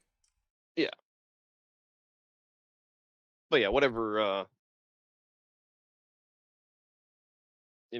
essentially like Secret Service, not really, but it's not military, but he works for a spy master. Mm-hmm. Right, and part of the whole covert nature of espionage is you don't go around telling every night watchman you meet, "Oh, hi, I'm a spy." No. I like this. I like this. Well, not even It's like the okay. Thieves So Guild. not spy. Because he's the fixer guy. So like he's not part of the CIA. He's part of the Department of operates in Justice. the open. Yeah, he operates in the open. He doesn't hide the fact that he works for the Empire. He just doesn't have any official, like, he's not a part of the military. You're like a bounty hunter. Yeah. It's probably what you would, like, if he demanded your profession, you'd probably say bounty hunter. But he's asking who you guys are. He isn't asking what you're doing yet. Oh, I identify myself as Caldus Rook, returning with a prisoner important to investigations being done by the Crown Empire, whatever the correct terminology would be.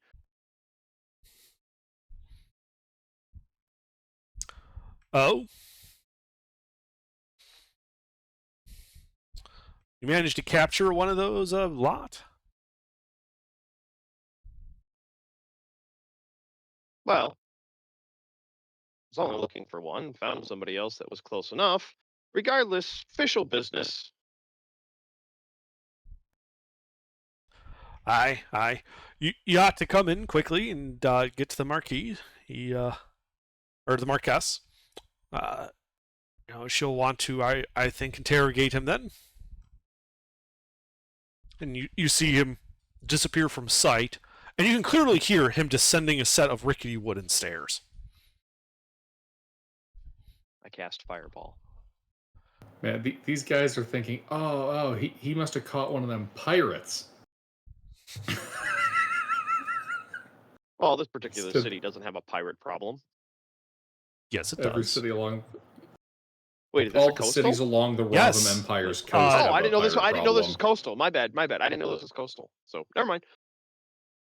Yeah, let me just since everyone's. I was thinking it was inland for some reason. No, this is Ephrata. I just posted the image of the. You're approaching from the north. All right.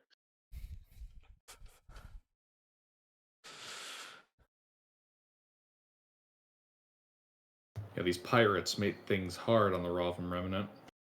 Fucking up the trade routes constantly. Oh, yeah. And slowly, the big heavy wooden doors are pried open. The night watchman beckons you all to enter.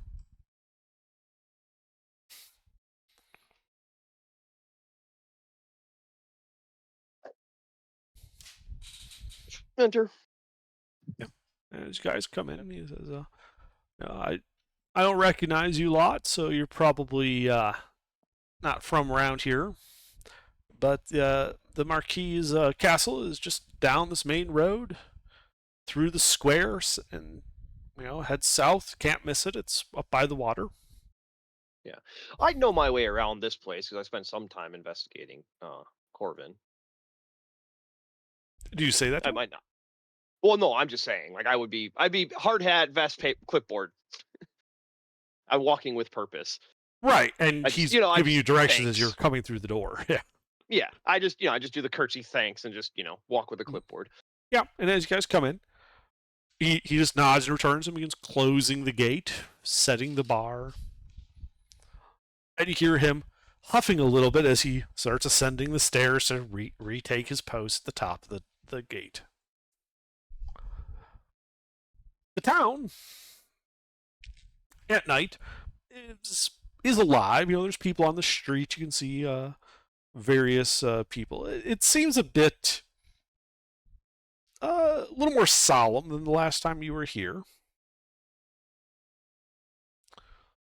You also notice that as you pass by one of the local hotels, that it appears to be full.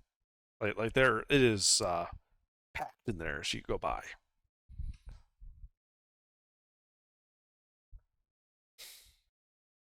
Yeah. And also, real quick question, because it is important for when we start talking to official people. Who is like my direct superior that I would actually reference as a name that people would know, like from the capital or whatever, wherever I'm from, that initiated the investigation into Corvin? Yeah, give me a second. I'm pulling up those No, names. you're good. You're good. Yeah, because I would need to know that name. My character would know that name. That's his boss.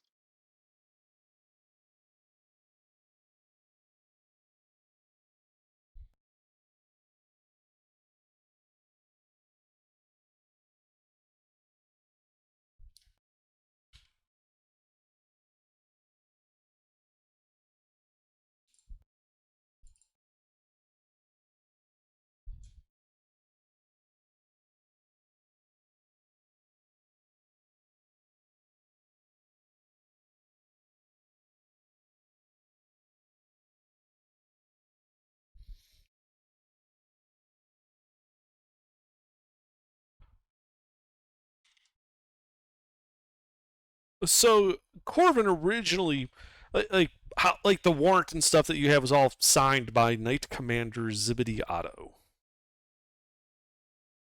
Zippity doo dah. Got it.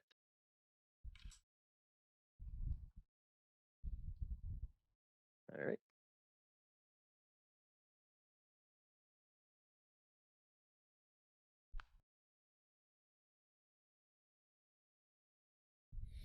Right, and he, along with the Emperor, are both based out of Therif, which is the capital of the Ravam remnants.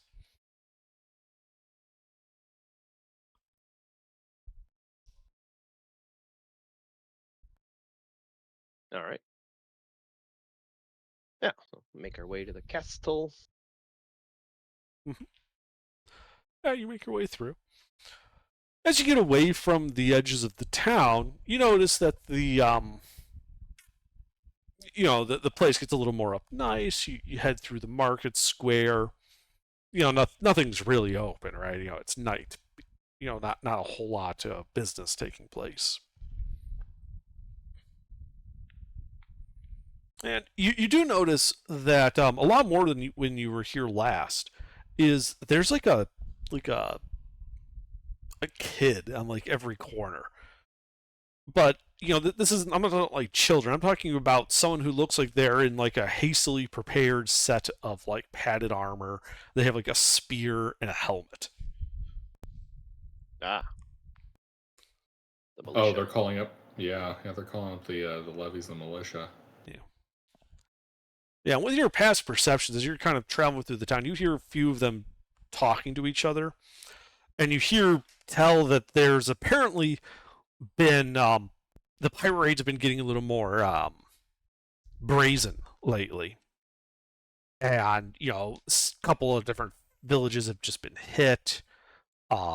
Pirates coming ashore and like actually like more than just raiding like commerce vessels, but are like actually like attacking ports. Rumors of like can you hear them discussing that there are black sailed vessels being seen every so often, but always like just at like the edges of night, right? Like they've never seen them out in the day.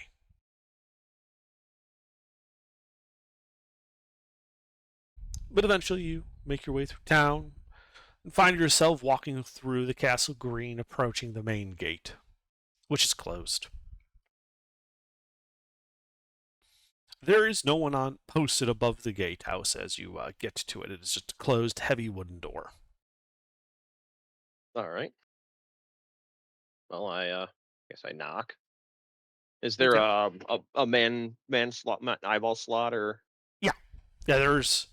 I forget the technical term for it, but there is the normal size door built into the big, heavy gate doors. Oh yeah, that's just a man door. Yeah. That's actually what it's called. I don't know why they couldn't come up with something creative. Right. They needed something to counteract a doorman.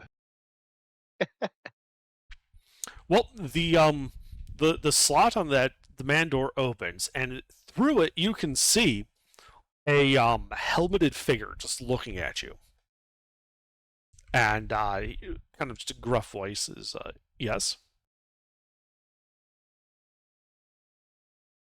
Here to see the magistrate. Official business. The Marquess, not the magistrate. Oh, Marquess. Yep, sorry. The magistrate's a different person with a different function. More of a judge role. Gotcha. Okay. Yeah. Not yet. Yeah, not yet. So I do have an accomplice of a criminal in tow, so we might need them too. So did you just say you need Where? to see the Marquess? Yeah. What about?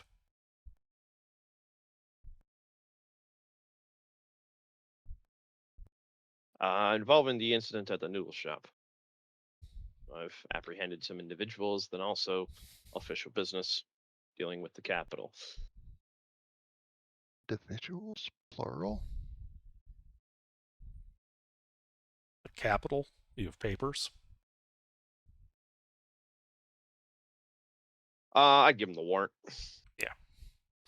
Yeah, That should be enough. it's less like a judicial warrant like you were thinking of today and be more like letters Yeah. patent, right?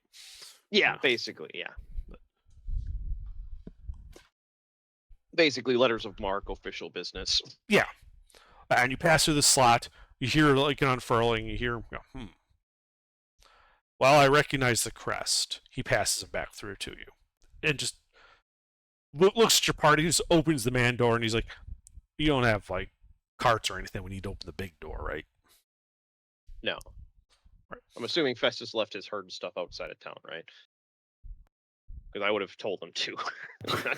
We're not trucking all that through the fucking city. You have your companions that watch all that shit, right? Yeah. There's the shepherds. I basically took the night feature with the three squires. It's like, no, they're just more halfling shepherds. Mm-hmm. Yeah, and there's fields outside of town. Like, this is a well-farmed area. So you could easily find pasture land for them. Yeah. It'd be a little silly. It's like, we don't have to open up the gate. You don't have any carts with you, do you? Followed by a chorus of Yeah. 2 by 2, they descend upon you. All right. Well, as the man opens the door and lets you in, you can see he is dressed, in fact, in full plate mail, and has a sword at his hip. And you can see a bit far away to see what armor they have on, given the night and all that. But also a couple of archers seem to have crossbows just aimed at the door in general, like 4 of them, up high. And this, guys, is why the Septimus family were so militant. It's the society they're from. Yep. And just and the guy in as usual. full plate just turns around and just says, "Follow me," as he starts leading you towards the castle. Yep. Follow him. It's his domain. I've done this before several times. Yep. And he walks in. A halfling in like full butler regalia comes out of the woodwork as he enters, and you again, because you're passionate, you catch a few low words from him, where he's telling the butler to wait the Marquess. There's official visitors from the capital here, apparently regarding these attacks and whatnot.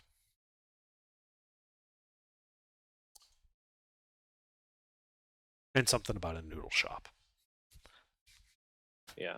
And then we would also have Corvin's body on a litter. Wait, hold on. The people from the Capitol are also here about the noodle shop incident? Jesus, Well, who did we kill? No. I'm the people from the Capitol. He's essentially a bounty hunter who's been given official sanction to hunt him down. The sanction came from the Capitol. But because of how little Caldress has spoken, these guys are making a lot of assumptions based on the current emergency. You know what? I don't think Festus is worldly enough in this kind of politicking to understand that. So he's going to start mental mathing who the fuck was in that noodle shop.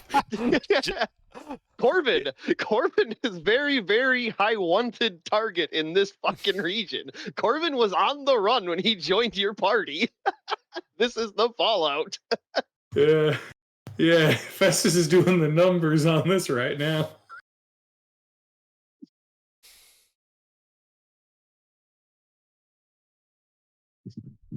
Corvin had a little book with a lot of dirty secrets in it. He lost that little book. They didn't know that. And now he's being hunted. Or at least Well, he was. He died. Because yeah, I have two separate orders, so to speak. I have the warrant specific for capture, contain Corvid, and then I also have the separate order of find the ledger. That's why your character, we know that I'm looking for a ledger of some sort. Because I asked you, did he have a ledger? Do you have the ledger?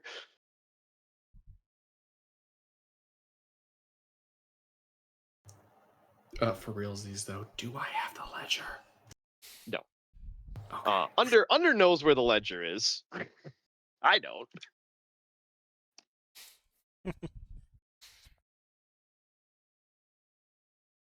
Yeah, Corvin lost the ledger.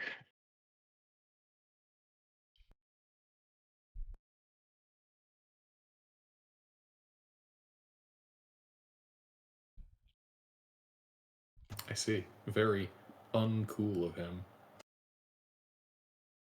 Totes He didn't unprofessional. try. He didn't try to lose the ledger. They raided all of his safe houses. It was in one of them. Somebody took it. He ran. He doesn't know who raided his safe houses. And he's also dead, so he doesn't know shit. Yep. And Caldress is coming from the other side. He doesn't know any of this.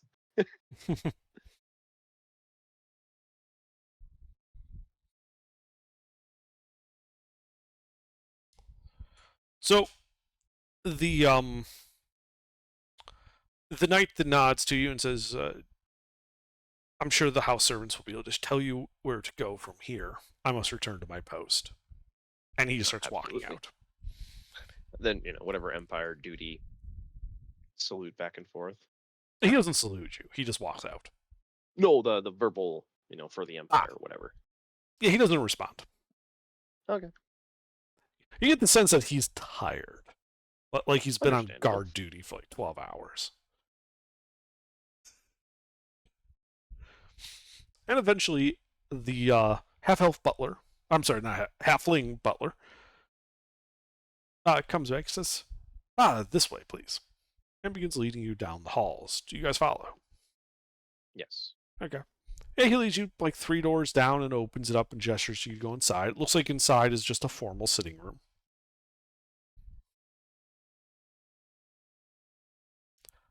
And as you enter, the butler closes the door behind him as he also comes in and says, the Marquess will be with you all shortly. Do you care for any refreshments? Tea. And how do you take it? 1 and 1. He nods, and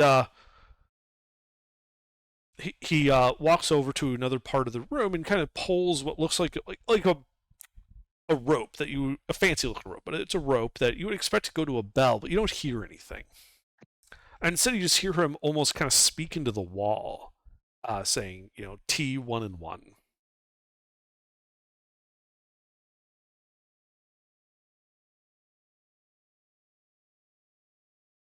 A few minutes pass by. There's a soft knock at the other door. The butler opens it. You hear a clink of silverware as he comes with a towards you, Caldrus, with a tray. On it is a small teapot, a teacup, and saucer. Yep. I take the saucer and the teacup. Is there a source of fire in this room, Hunter? There is a fireplace. It is unlit. Well, in order to calm his nerves, Festus is going to try to start a fire there and begin cooking up a dragon steak. Right. So, the room was just dimly lit with candles before, but when you start lighting the fireplace, the butler does kind of come over to you and be like, do please allow me. As he reaches over and you hear a clank as he pushes a lever, and you feel a gust of air as if he had just opened the flue.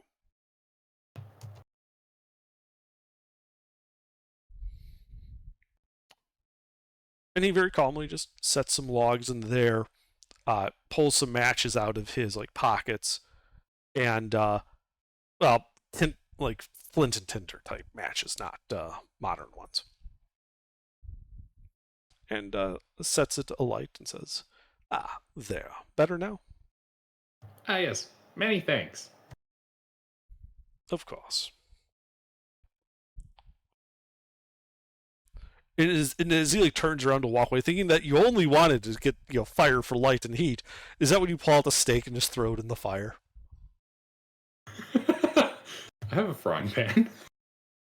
Okay.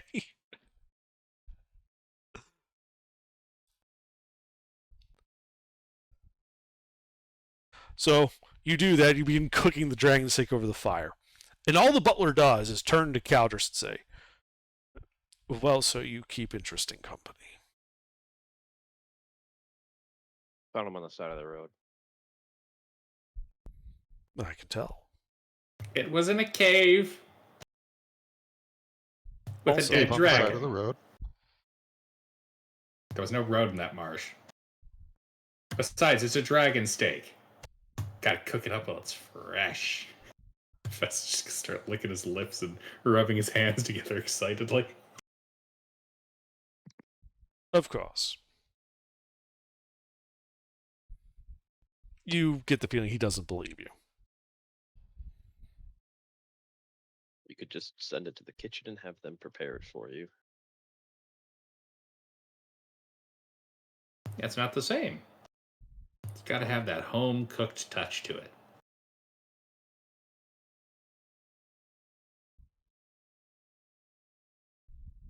Very well. Sips tea. Yeah. And about another minute or so goes by, you're flipping your steak. And the door that you came in through, it opens. And you see a rather haughty looking woman enter it, kind of graying hair. Looks like she quickly threw some clothes on, so she's not just in a nightgown.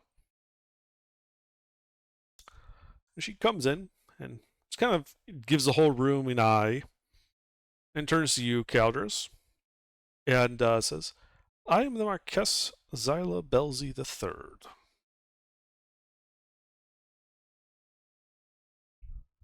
And you would be? Caldrus Rook. I was on official business from the capital under orders from Knight Commander Zebedee Utah. Zebediado. Yes. Couldn't resist. I know. And then I hand her the warrant, and particularly looking for this individual, and I had done a precursor investigation when he came through. He was the individual responsible for all the deaths at the noodle shop, and this individual here is his accomplice. I was wondering if I could borrow your spy master for an interrogation. I am not much for questions. She looks at the letter, looks at you, looks down at the letter, looks back up at you, blinks a few times. I was under the impression that you were here regarding our request for aid about the pirate attacks. Oh, I might know something about that too. Fest is gonna just keep tending to the steak while he says that.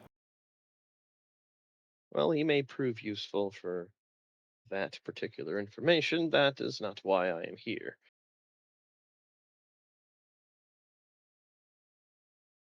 I see.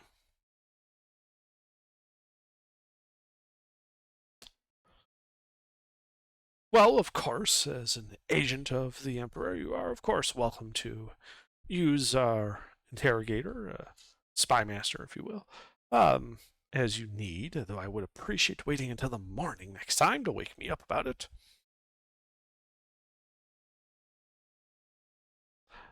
However, as an agent of the, as an Imperial agent, I must say that your arrival is fortuitous, as this would appear to be well within your bailiwick.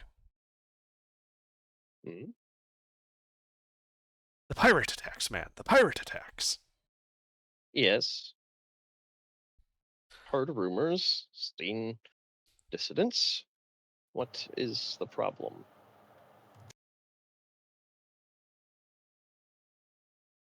The pirates of Evolia are beginning to make coordinated attacks upon this area. I know of several strikes in Vudaborg territory. They have also stepped up their raiding of Ravam trade routes. Based on their pattern, it is only a matter of time before they strike here, and what will likely be the first part of them attempting to seize territory on this mainland.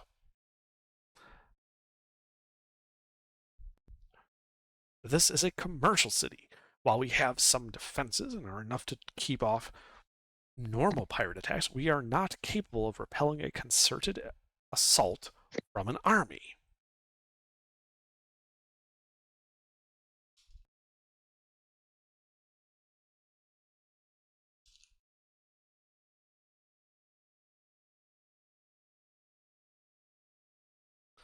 And You, what can I do?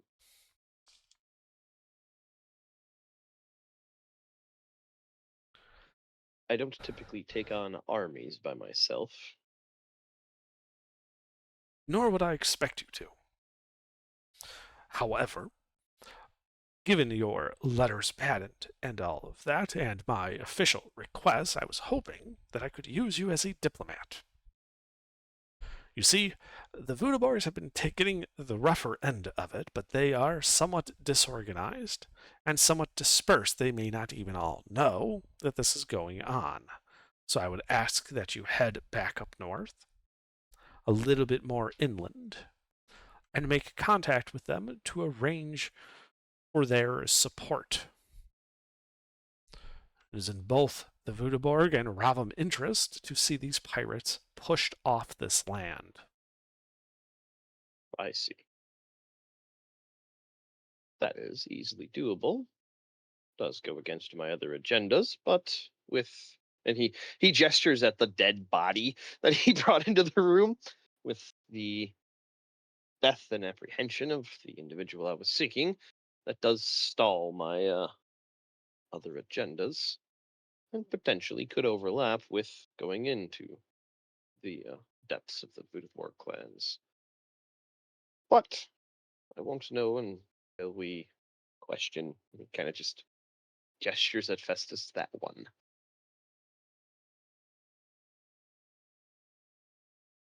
So we could arrange something in the morning.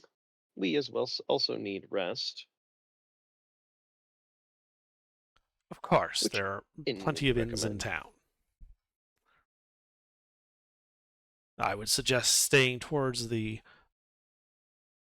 upper quarters, as the lower classes have begun to seek shelter within the town due to the persistent rumors of an incoming assault. We've even had to raise the town militia just to keep people in order. Oh, very well.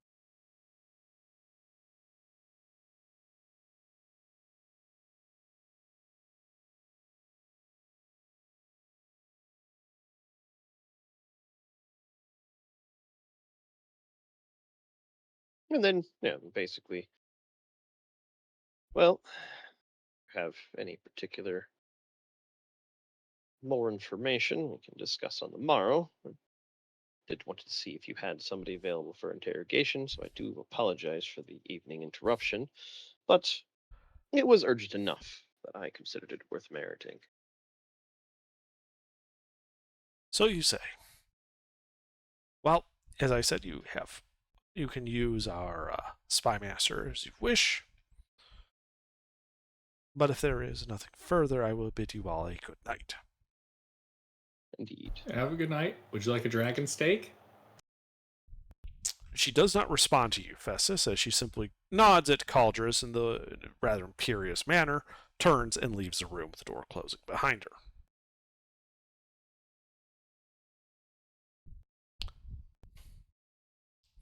The butler then steps forward and says, "If you would come with me, I will show you out."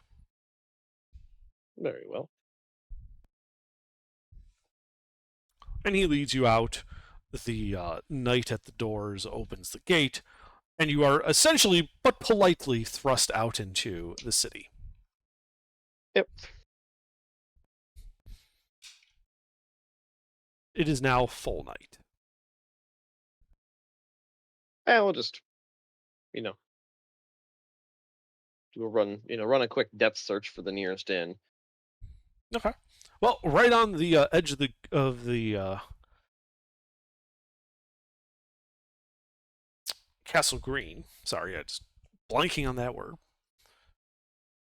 There is in fact it's called the Old Watchtower, and it looks in fact like it was an old watchtower, probably before the castle was built. It's a bit decrepit looking, but from what it looks like, it's been converted into an inn. But it's also one of the few stone buildings. Most of the buildings here are wood. Yeah, that's good.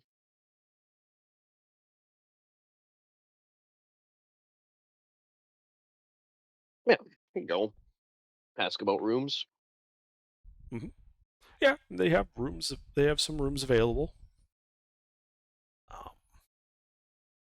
And it's standard pricing. It's like two silver a night. No, even this close to the capital, it's poor. What do you mean this isn't close to the capital? This is like the farthest Sure, extent. close the castle. Sorry, not capital. Oh yeah. Now, if you want like really nice rooms, that costs more. But just basic rooms just cost 2 silver. Ah, okay. So they have tiered rooms here. Yeah, yes. I'd go with comfortable. 2 gold a night. Okay.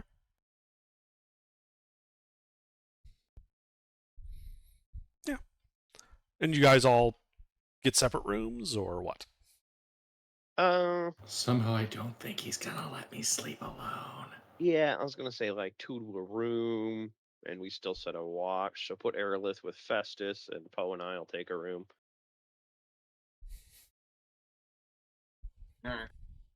Nice thing about sleeping with turtles, they come with their own house. Very true.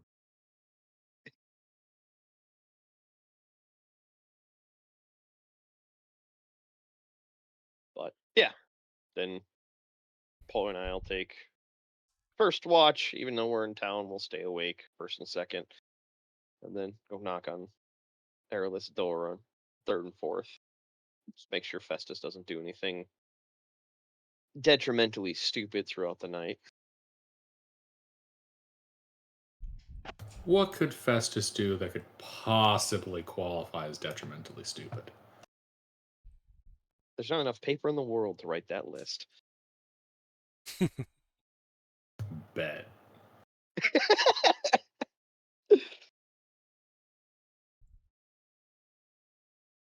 All right.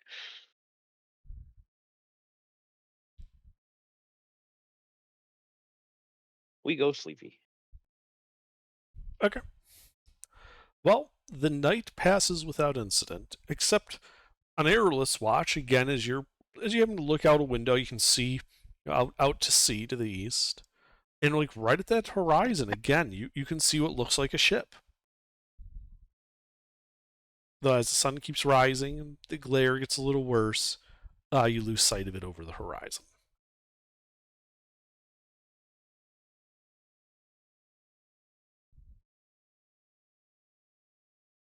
Morning has come. You've all had a successful long rest.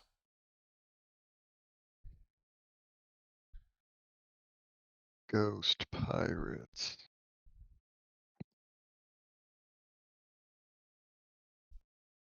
Host Gyritz? Ghost pirates. Ah, Well, I've got my alibi set. The man ain't keeping this halfling down. as I prod you Yeah. forward with a crossbow in your back. Let's go. Stick it to the man, man. So where are you taking? Out of curiosity, do you squat down or are you just like leaning awkwardly? I mean, I'm holding it at my hip. Just straight at your side. Actually, first in the morning, I'd go look for, actual, like, one of my unofficial contacts, not the capital, or not the castle.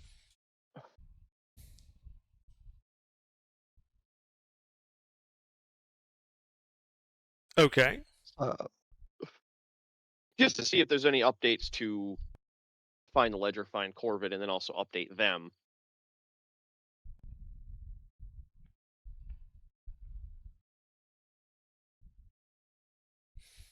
Yeah, there's no updates on that. Okay. Though as you're heading back to the inn early in the morning, you can see a guy with literally a box, like a wooden crate, set it down in like the middle of the market square, stand up there, and just begins bellowing out about how doomed everyone is, that the Red Hand cometh, and that they had best prepare for judgment to come before he's roughly pulled off and looks like he's clubbed a bit before being dragged off out of sight.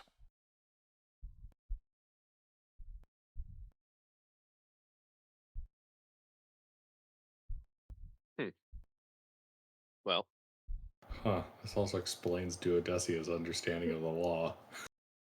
I mean, kinda deserved. They left the box behind. They just took the guy.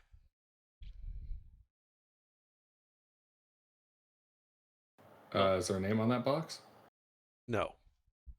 It looks like Dibs. it's like the type of crate that you've seen people, like farmers, quickly tack together to hold eggs for market.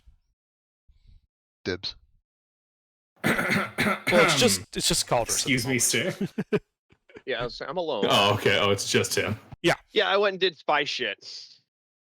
Yeah, you guys are like enjoying your breakfast. He slipped out to do this real quick. I'll grab Anyone? the box. Would anyone else like a slice of dragon steak with extra butter? Well, it didn't poison me the first time, so why not?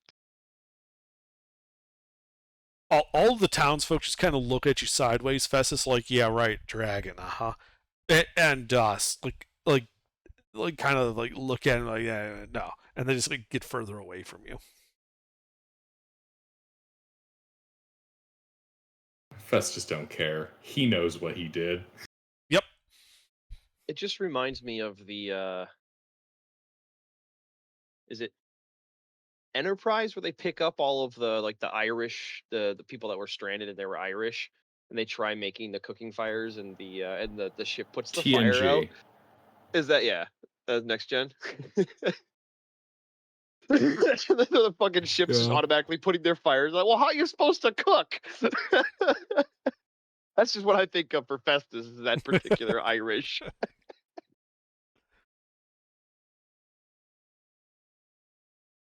Well, make my way back to the party. Was there anything interesting about the crate? No, it After I appears to scooped be it a up? fairly standard crate, like you've seen 1,000 times. Like I said, it's typically the type of thing like farmers would use to. They throw some hay in it, and then that's how they would bring eggs to the market. They'd put the eggs in this little crate and then haul it in. Yeah, like a 16 by 16 by 16 with like half-inch paneling and Yeah. corner boards. quarter inch, not half inch, but yeah. All right. All right. Yes, a soapbox would have been too nice for the guy. All right. Let's get him to the castle.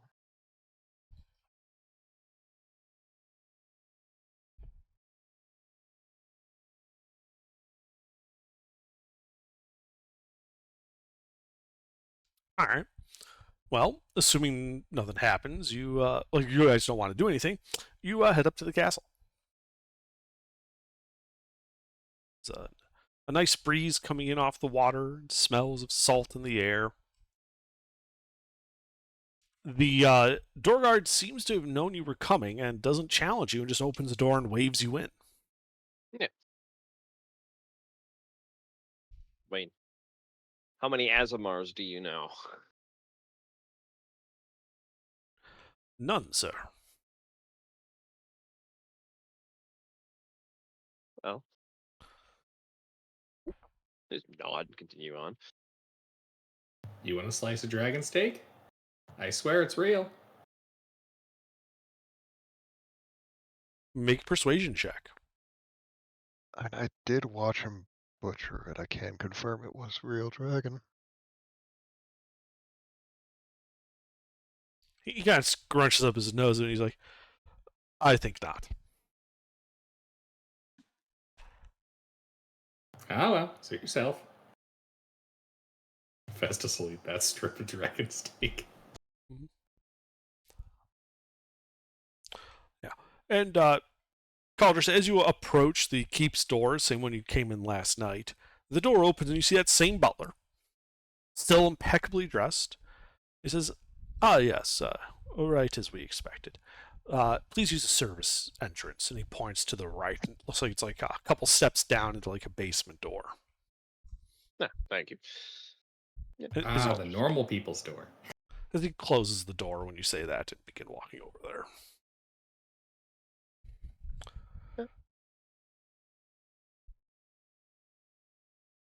So you're a tradesman, Calders? No. Well, we're certainly using the servant's door. I don't typically use official doorways for my job. I can give you a boost to the window then if you prefer. Not a thief. Yeah, servant's door, open it. And head Yep. inside. Yeah, inside's a small atrium. There is a guard standing watch there. And you can see behind him is a door and looks like would be a like a set of stairs leading up. But when he says, you're the ones here for the interrogation, yes? Yep. Well, you should find everything you need through that door, down the hall, third door on the right. All right. And Caldress goes. Okay. Yeah, you open it. It's like a basement hallway. And go by a couple of wooden doors, and third one on the right you open, revealing for what, in all purposes, appears to be a torture chamber. Excellent.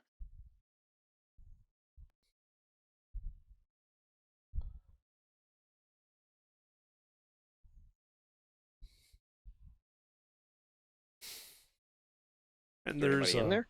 Yes, there is a man. He's currently greasing up with some mechanism. Looks to be like a medieval rack. And he sees you, and he's like, "Yes, you're here, aren't you? I've been looking forward to meeting you."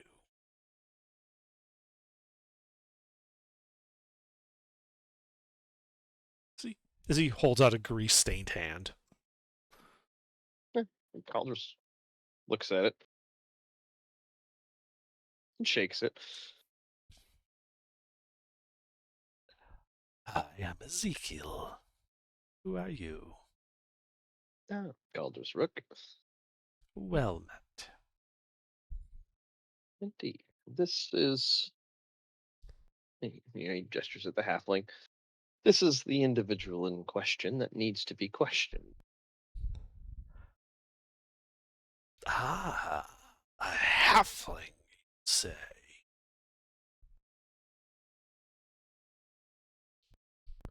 Well, do seize him and put him into the shackles here. I've just freshly greased this rack. You know, you could just ask the questions like a normal person. But where's the artistry in that? No, no, no. There is a means and a way to do this. First, we secure you to the torturing instrument. Then, we apply a little bit of pain, just enough to let you know that we mean business and are fully willing to hurt you. Then, we ask our questions. I'll be honest, listening to you speak is making me more willing to ask questions. Your face is torture enough. Excellent. Now, up, up. You do 'em.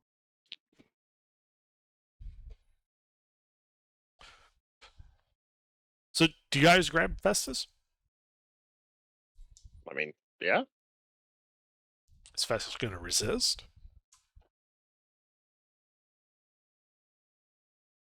I can't exactly kill everyone in this I mean, room. he might. But...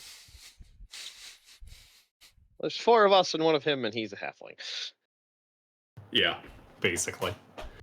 Halfling stays Besides, you know what they say about halfling memory? I will end this guy's entire bloodline. I will remember his face. You know, Oh, I thought halfling stays halflings pretty were like decent. goldfish.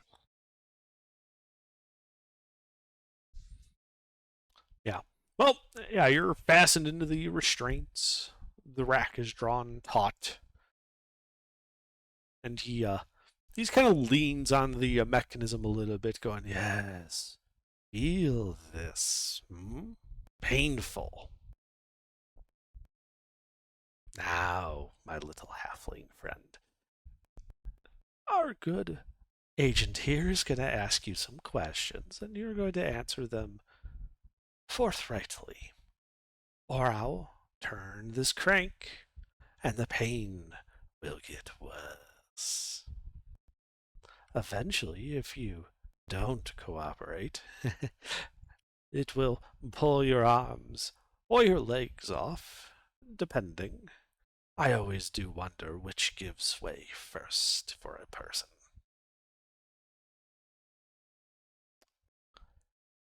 He turns to you, Caldrus. Well, agent, do ask your questions. So above table, I think there was a slight miscommunication. I've already established Caldrus isn't asking questions. He's bringing people back for the investigation that he was told to seek out. He doesn't know what to ask to figure out anything specific about Corvin. He was told Truly, to a bring Corvin miscarriage back. of justice is occurring. Yeah, that's here. where it's like, I'm like, okay, this is entertaining and all, but this isn't what if this is the case, then Caldrus would have gone to his contact because they would have more knowledge about what actually needs to be found out about the ledger, etc. That's what I was intending with the interrogation. I don't have any questions that I can ask. Well, from what you said to the Marquess, it implied you had questions and needed to borrow a torture chamber.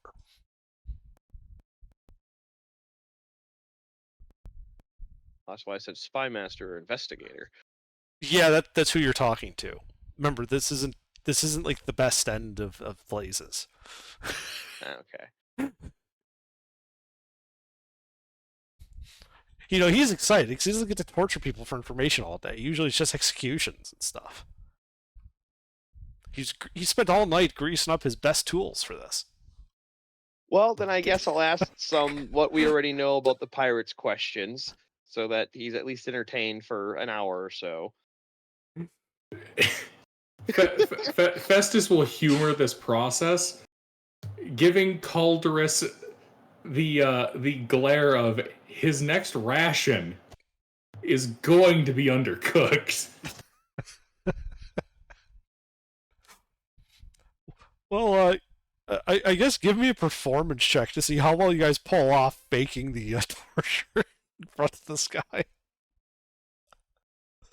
I had no idea where you were going with this, but that's what you asked him for, was access to a torture in the torture chamber. If this gets any dumber, we're gonna end up in Farscape. Hold on a second. Oh yes, we're full stage Halfway performance dark. this whole time. Hold on. Hold on.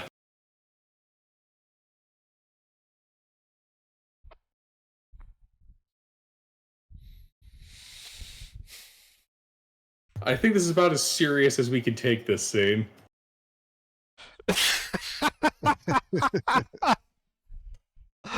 Yes, so yeah, you guys ask these questions as if just not to make things awkward, and it just goes relatively poorly. You know, it's very clear that there was some miscommunication somewhere, and eventually the torturer says, enough of this. You have made a mockery of this art. I will have no part of it. And he storms out of the room. All right, I think you hurt his unlock feelings. Festus. Let's go find somebody who knows the right questions to ask. Not my fucking job. No, I no, just throwing this out there. We could eat him. Just throwing What? it out there. Apparently, he's made his turtle have a taste for the Heffling blood. Yeah, I mean, it's a turtle. It eats. Have you guys ever noticed that all of Mr.'s characters have an inclined bias to murder any of mine? Gee, I wonder how that started. I mean, I have no idea. Yeah, You're no acting idea. Like, you're acting like it's something, it's, yeah. You know, it's funny. Every time I run into troubles with the law, I always seem to get out pretty I'm just safe. picturing this is Poe's character now. Whenever anybody mentions fucking halfling meat,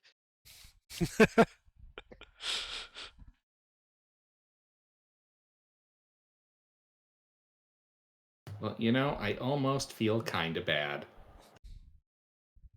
It's not that he eats human. He eats anything. well, I'm not that dragging isn't you back to the turtle. capital.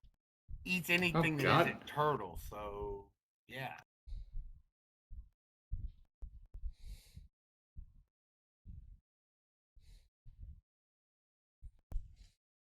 You know, He is a carnivorous turtle. you know what would look really good to your superiors, Calderus? If you took the initiative to ask me these questions. Questions like, hey, do you know where the pirates have been operating out on the coast?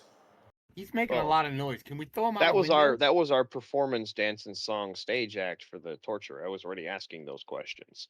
So Right, yeah, now- you guys just Now rehash all of all our that you know. characters are filled in for the rest of the campaign that's happened that we weren't present for. Basically, I asked your journey from here to here. Yes, but it was so obviously friendly that the torturer gave up in disgust.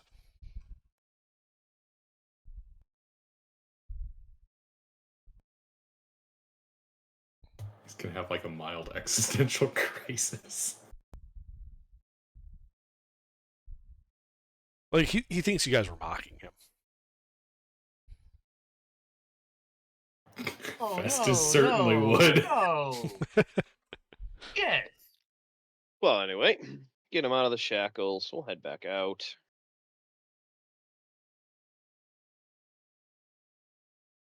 This is all I can You know? think of from the torture's reaction.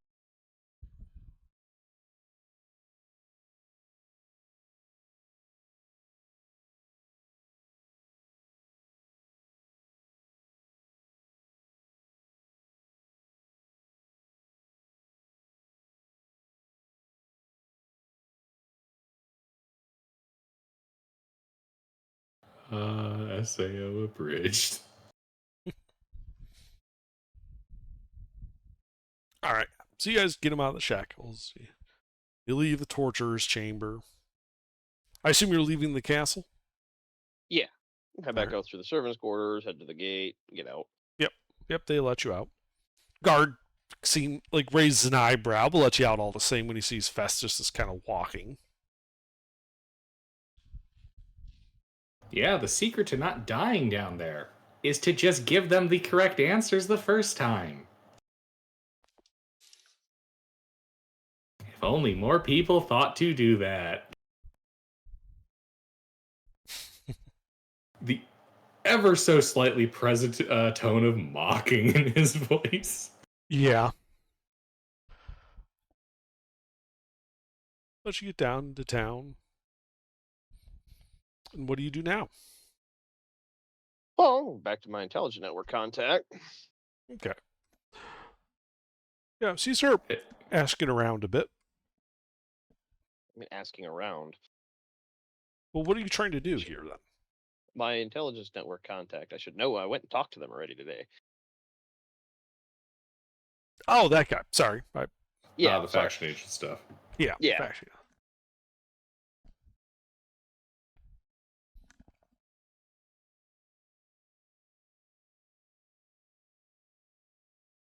Yeah.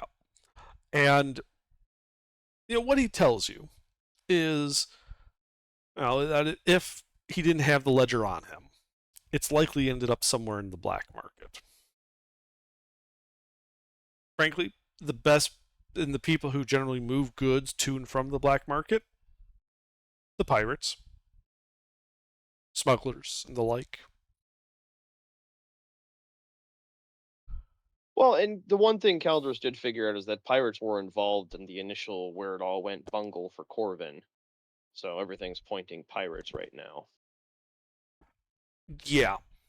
Yeah, based on what you're talking with, what you've seen, it's pretty good assumption that the pirates have the ledger, even if they don't know what it is.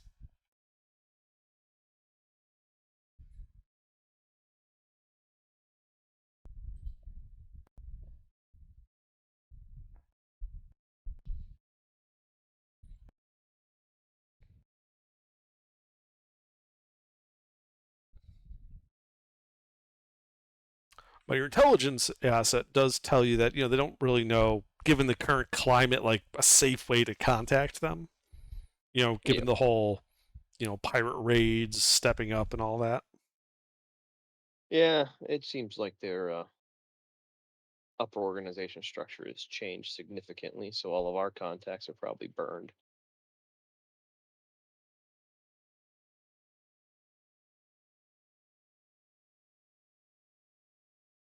Well, we'll see if I can raise the vagabond. What is it, Vudamore clans? Vudaborg.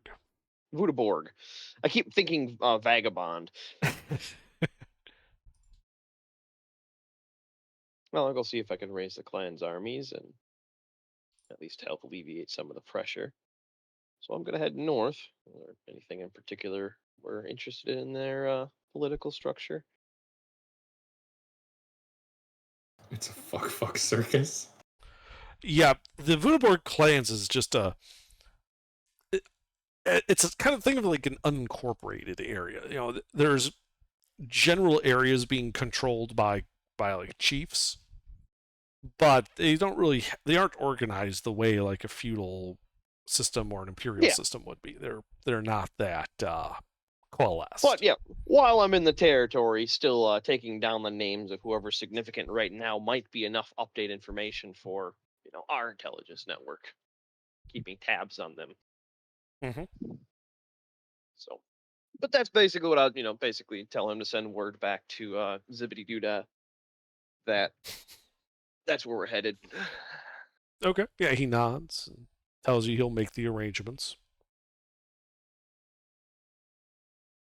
It's about midday at this point. You guys, been finding the intelligence contact and all that, because spies, it takes like 2 hours just to set up a meeting. Yeah. And then Mark's you find dead out drops. this meeting could have been a dead drop. Well, you notice he doesn't have Corvin's corpse anymore.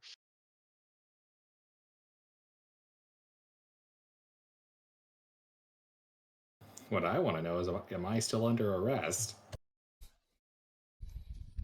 Well, no. But considering your recent ventures into the territories to the north, it might be more beneficial for you to stay with us for the time being.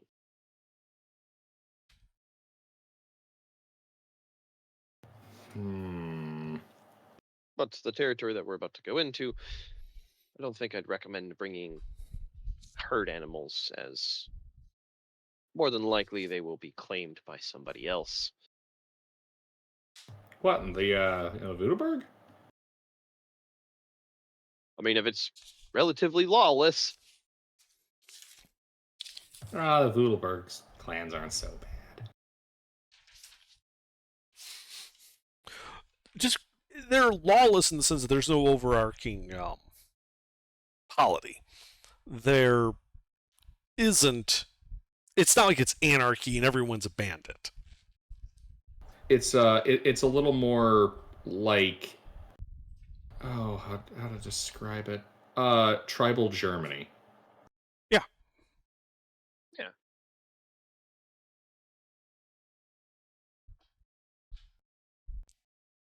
All right. Yeah, don't worry about the flock. Your concern is noted, though. I wasn't worried about the flock. I just assumed they would slow us down.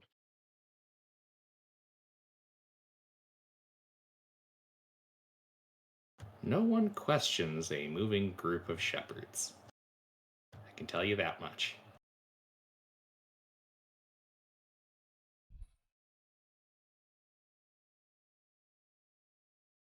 Like, hypothetically, you know what? Want to know a great way to get gold into a city and avoid the tax man? No. You don't? Golly. I'm And not here I a was.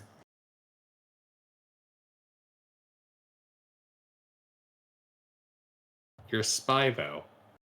Wouldn't this be the kind of thing you'd want to know? Well, we never officially said that he was a spy. Like, that's been above table. Oh, fair enough. Yeah. You're a government spook. Is there anything you want to know about this? I'm kind of curious. Well, extremely easy way to smuggle something like, say, gold ore, at least in small quantities, past the tax man and any kind of charges you might be given at the city gate or at a toll booth, is you simply feed bits of the gold to the sheep. They eat it, and you hold it in their intestines. You can then wait for the sheep to shit it out, or you can slaughter the sheep later. And then claim the gold. That icky. I'd have to go digging through their poop, and I don't want to do that. Well, you don't necessarily have to if you give a modest donation to your butcher.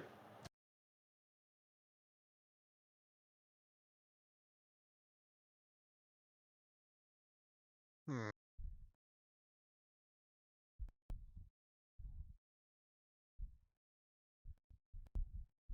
Anyway.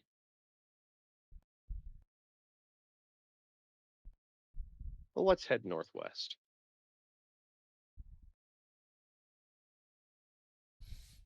Okay. You guys are leaving now? It's midday. Is there anything in town that anybody else needs to do?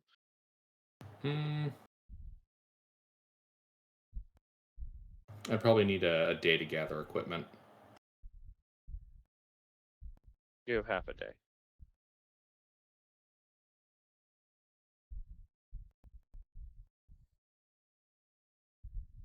Some of it would be custom leather work. I may need a little more than half a day.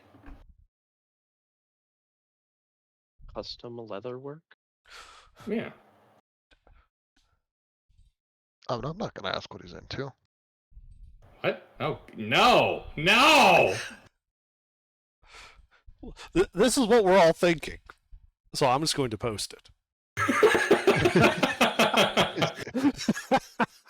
I've seen this before. We're going to get a lot of mileage out of that episode.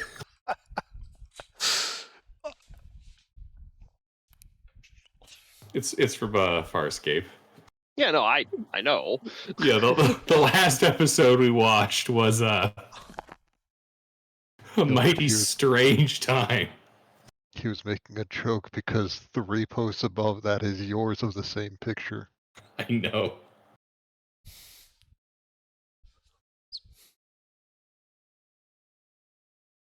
What custom but, leather work do you need that's so urgent that we must waste time doing it? Oh, special harness stuff for the beasts I can summon.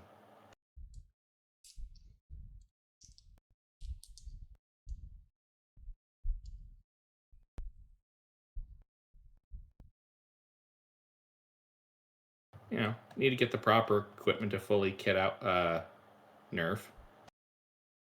And then Mort and Maple.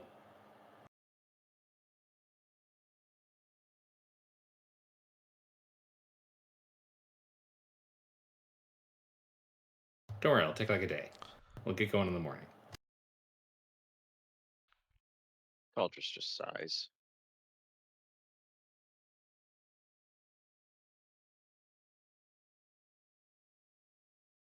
I just head to the inn for the afternoon. Okay.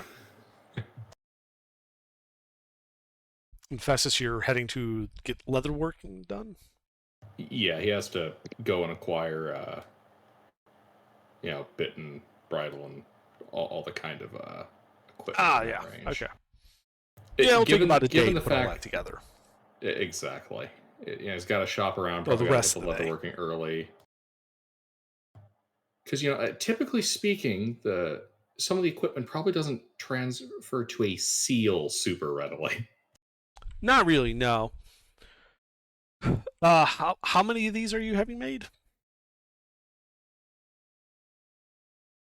Give me a second to get the items list.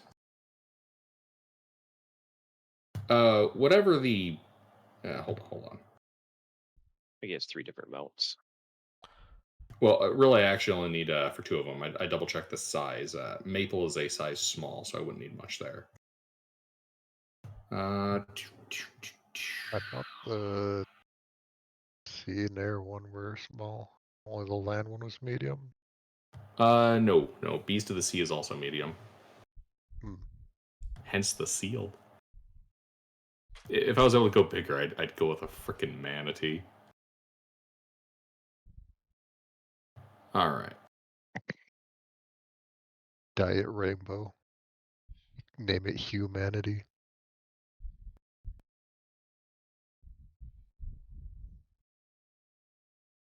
Okay, so these guys wouldn't need the bit and bridle, but they would need...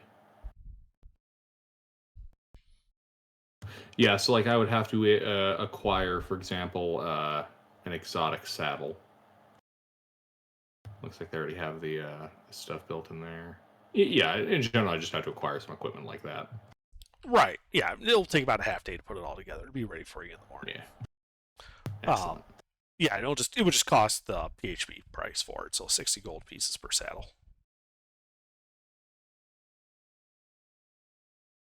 Cool beans. I will then take some of the downtime in the upcoming real life week to take care of that day of planning. Mm-hmm. Oh yeah. So you see the leather working. Poe, Airless, is there anything you want to do with the half day of downtime you guys got?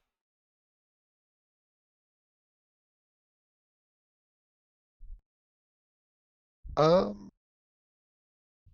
shit! The dragon scales.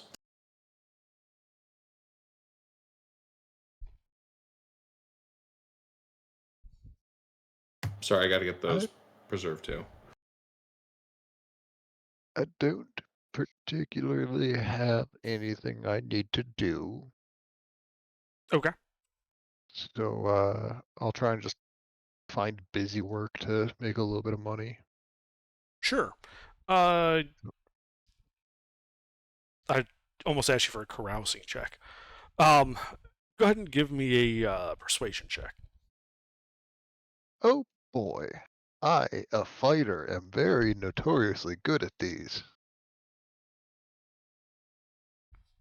Yeah, you find some work as like a laborer, you get paid like 1 silver. That's a whole silver more than I had yesterday. But sorry, Festus, when you said scales, are you talking about getting those made into like a scale mail or just because you said preserves? I'm not sure what you mean by that.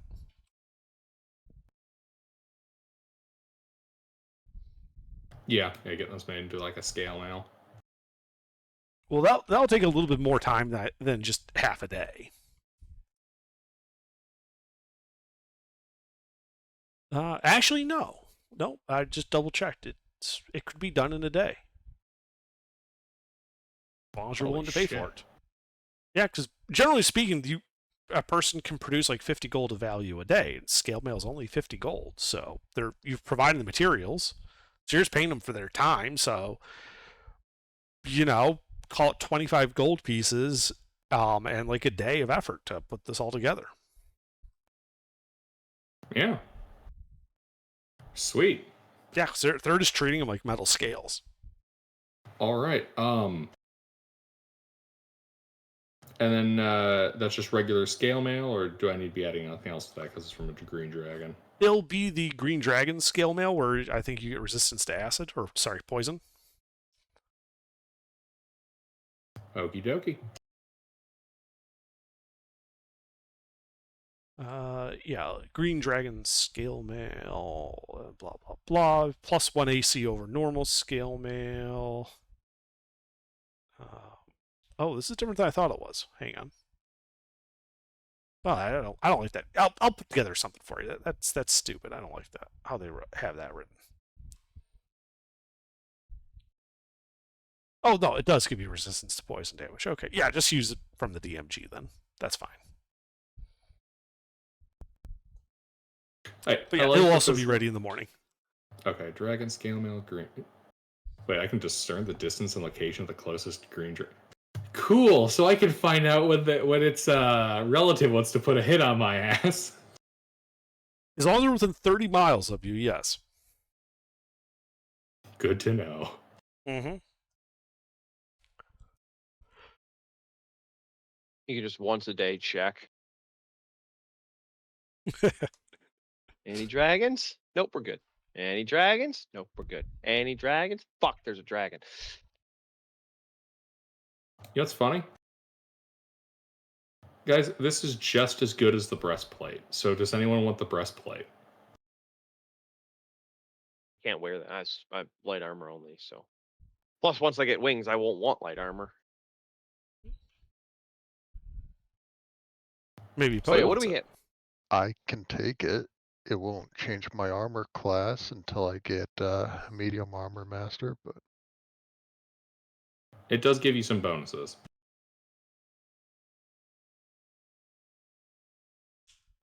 Yeah, that's the AoE one, right? Or the breath weapon. alright, I'll take it.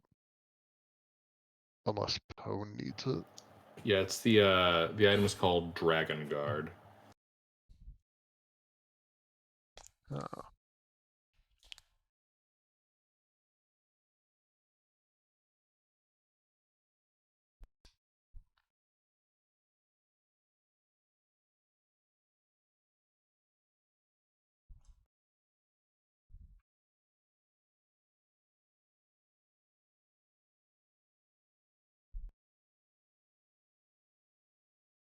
But yeah, that'll also be ready for you in the morning.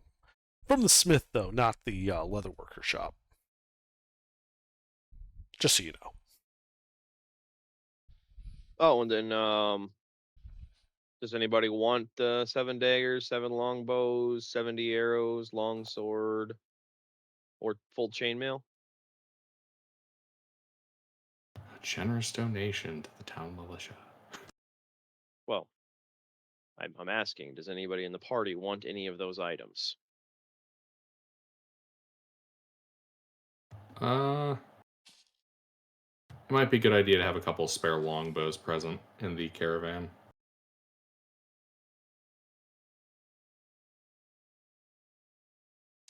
I mean,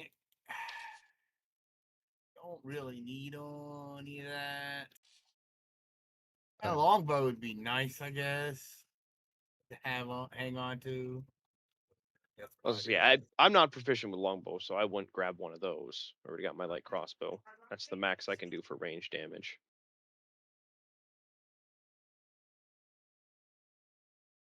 I mean, I I've have already- proficiency in everything. So. Yeah, I've already Oh. got my longbow. Yeah, a spare longbow for you, and then Poe, you want a longbow and a spare? Yeah, so I'll that take you- I'll take a longbow. Yeah, I'll get a All longbow. right, so that's 4 longbows. Nobody wants the daggers. And then what I'll do you take it. guys take? I'll take a pair of daggers. Okay.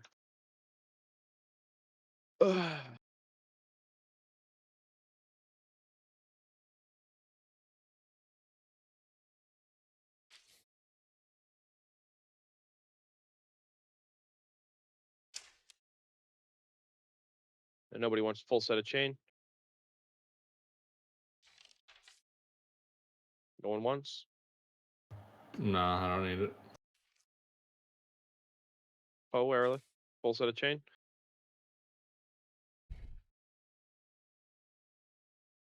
Am I getting the, was it? Yeah, you'd be getting the Dragon Guard +1 breastplate. So So, yeah, I'll pass on the chain.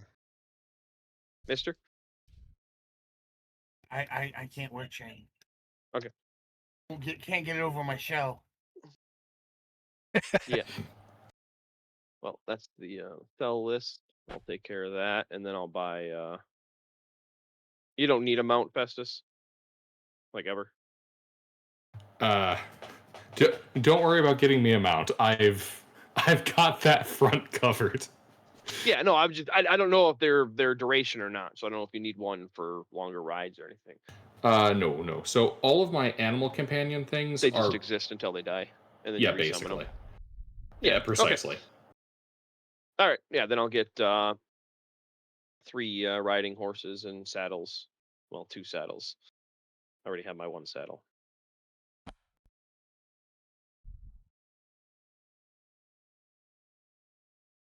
And then what? When I go to the blacksmiths for the 6 set of rune chain, He would give you a gold piece per. Basically treat it like a pound of iron.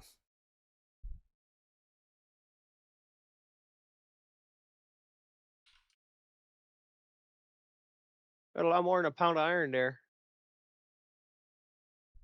I'm sorry, I say gold, I meant to silver.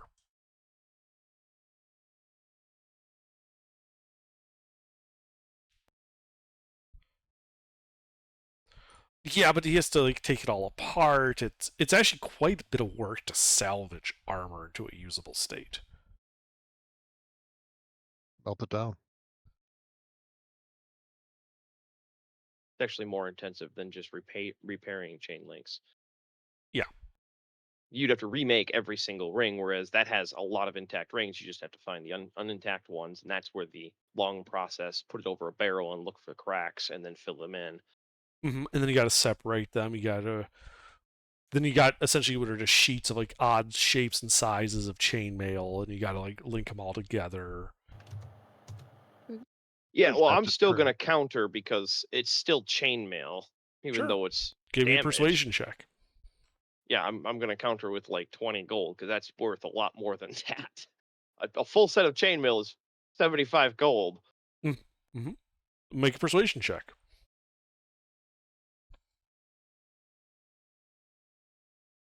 All right.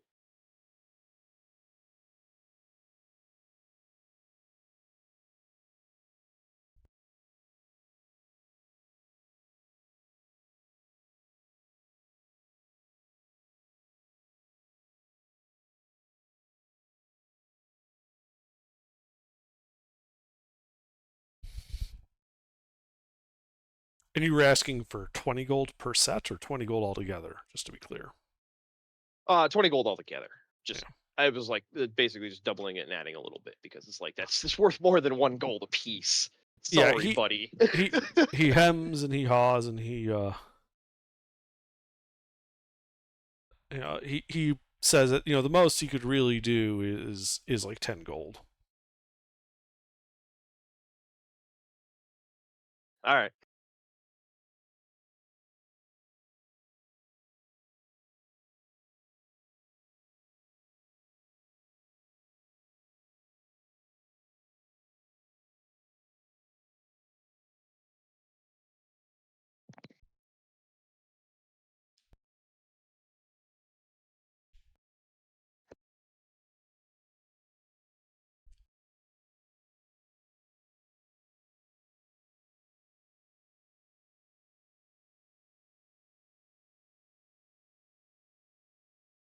All right, yeah, you sell your stuff.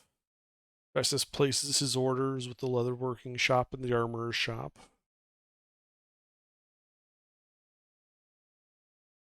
Aerolith just works a day's wage. You guys still staying at the old Watchtower Inn? Yeah, same rooms. All right. Well, night falls. You guys setting a watch again?